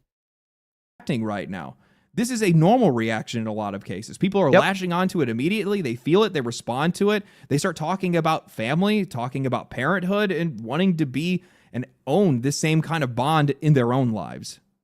Crazy how that works, huh? All of this honestly just feels like an ocean of it's almost like it's a human experience and lazy writing in a lot of cases. I think that there's going to be a lot of people, or some people at the very least, that are going to try to jump to the immediate conclusion that all of this is indoctrination, a broader conspiracy, very purposeful in some cases. And while that might be true in some cases, you'll probably see some propagandizing, but I mostly just think that this is a vicious cycle of something that if it's indoctrination, it's doing a hell of a good job of showing people it's what they want. Worked once, a story that worked once, and then a bunch of other people started iterating. Almost like it's a natural human feeling to want to develop a bond with, you know, a child that's yours, or a bond with another, like a mentorship bond with somebody who is not as capable as you. On that exact same story. This kind of goes back to why we don't see a lot of new IP in video games. Same is also true for movies. These guys are afraid to take losses, so they just keep trying to take the safest bet. So if something worked once, they just keep doing it. And what they do is they just come by with a fresh coat of paint, change it just enough so it's just slightly different, and maybe you won't notice, and the cycle continues. Like I said, you're playing the same game just like for the last decade. Even if it's a new IP, you're just playing the same game.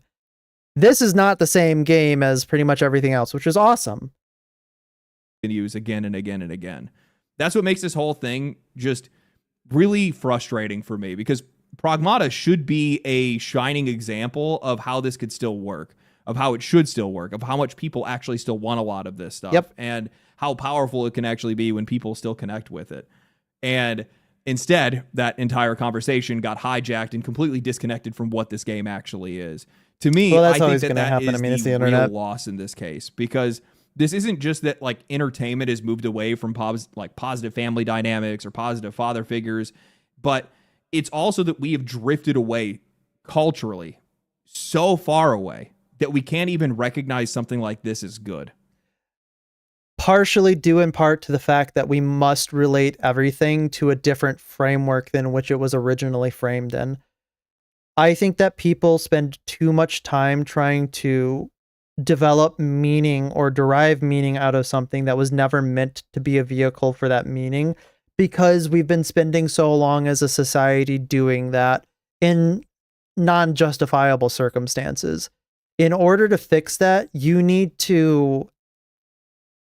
it would be a dramatic change that needs very desperate and severe consequences for deviating from the desired outcome. And a lot of people do not have the stomach for that. We have to question it almost immediately. Family is legit one of the most important things to me. Hell, I'm getting ready to move soon, and the whole reason I'm moving, it has basically everything to do with me just being closer to my family. I've been blessed with one of the greatest tribes on this planet, and those people are important to me. I am so happy that I get to live by my parents, and I am so happy that I get to see them whenever they want to or I want to see them. Like, I cannot begin to stress that having a good family dynamic is the biggest blessing and force multiplier in your life that will ever exist. They've given me the life that I have. And a lot of the times you have to work to get to that point. And when I look at a game like this and I see it motivate others to find that light, when I see a game that is trying to, how do I want to say this, trying to emulate that light in some way or simulate that light in some way, and then people are chasing that and wanting that for themselves as well, I want to see more of that. Yeah. Things shouldn't be the way that they are. Anyway, hope you guys enjoyed the video. If you guys did enjoy the video, like the video, subscribe to the channel. But they are, and that's the most unfortunate thing is, again, changing that is going to be a monumental undertaking from the normal people who aren't generally activated by things, and hopefully they will be activated by trying to aggressively push normalcy. Channel, comment down below, share the video with your friends, share it on social media, grow my power, grow my influence. You got it. Got to get ready. I'm going to go to a concert this evening. Family. Bill Murray. Anyway, you're going to see cool, Bill Murray. Bill Murray. What? Stay safe. I'll catch you guys in the next one.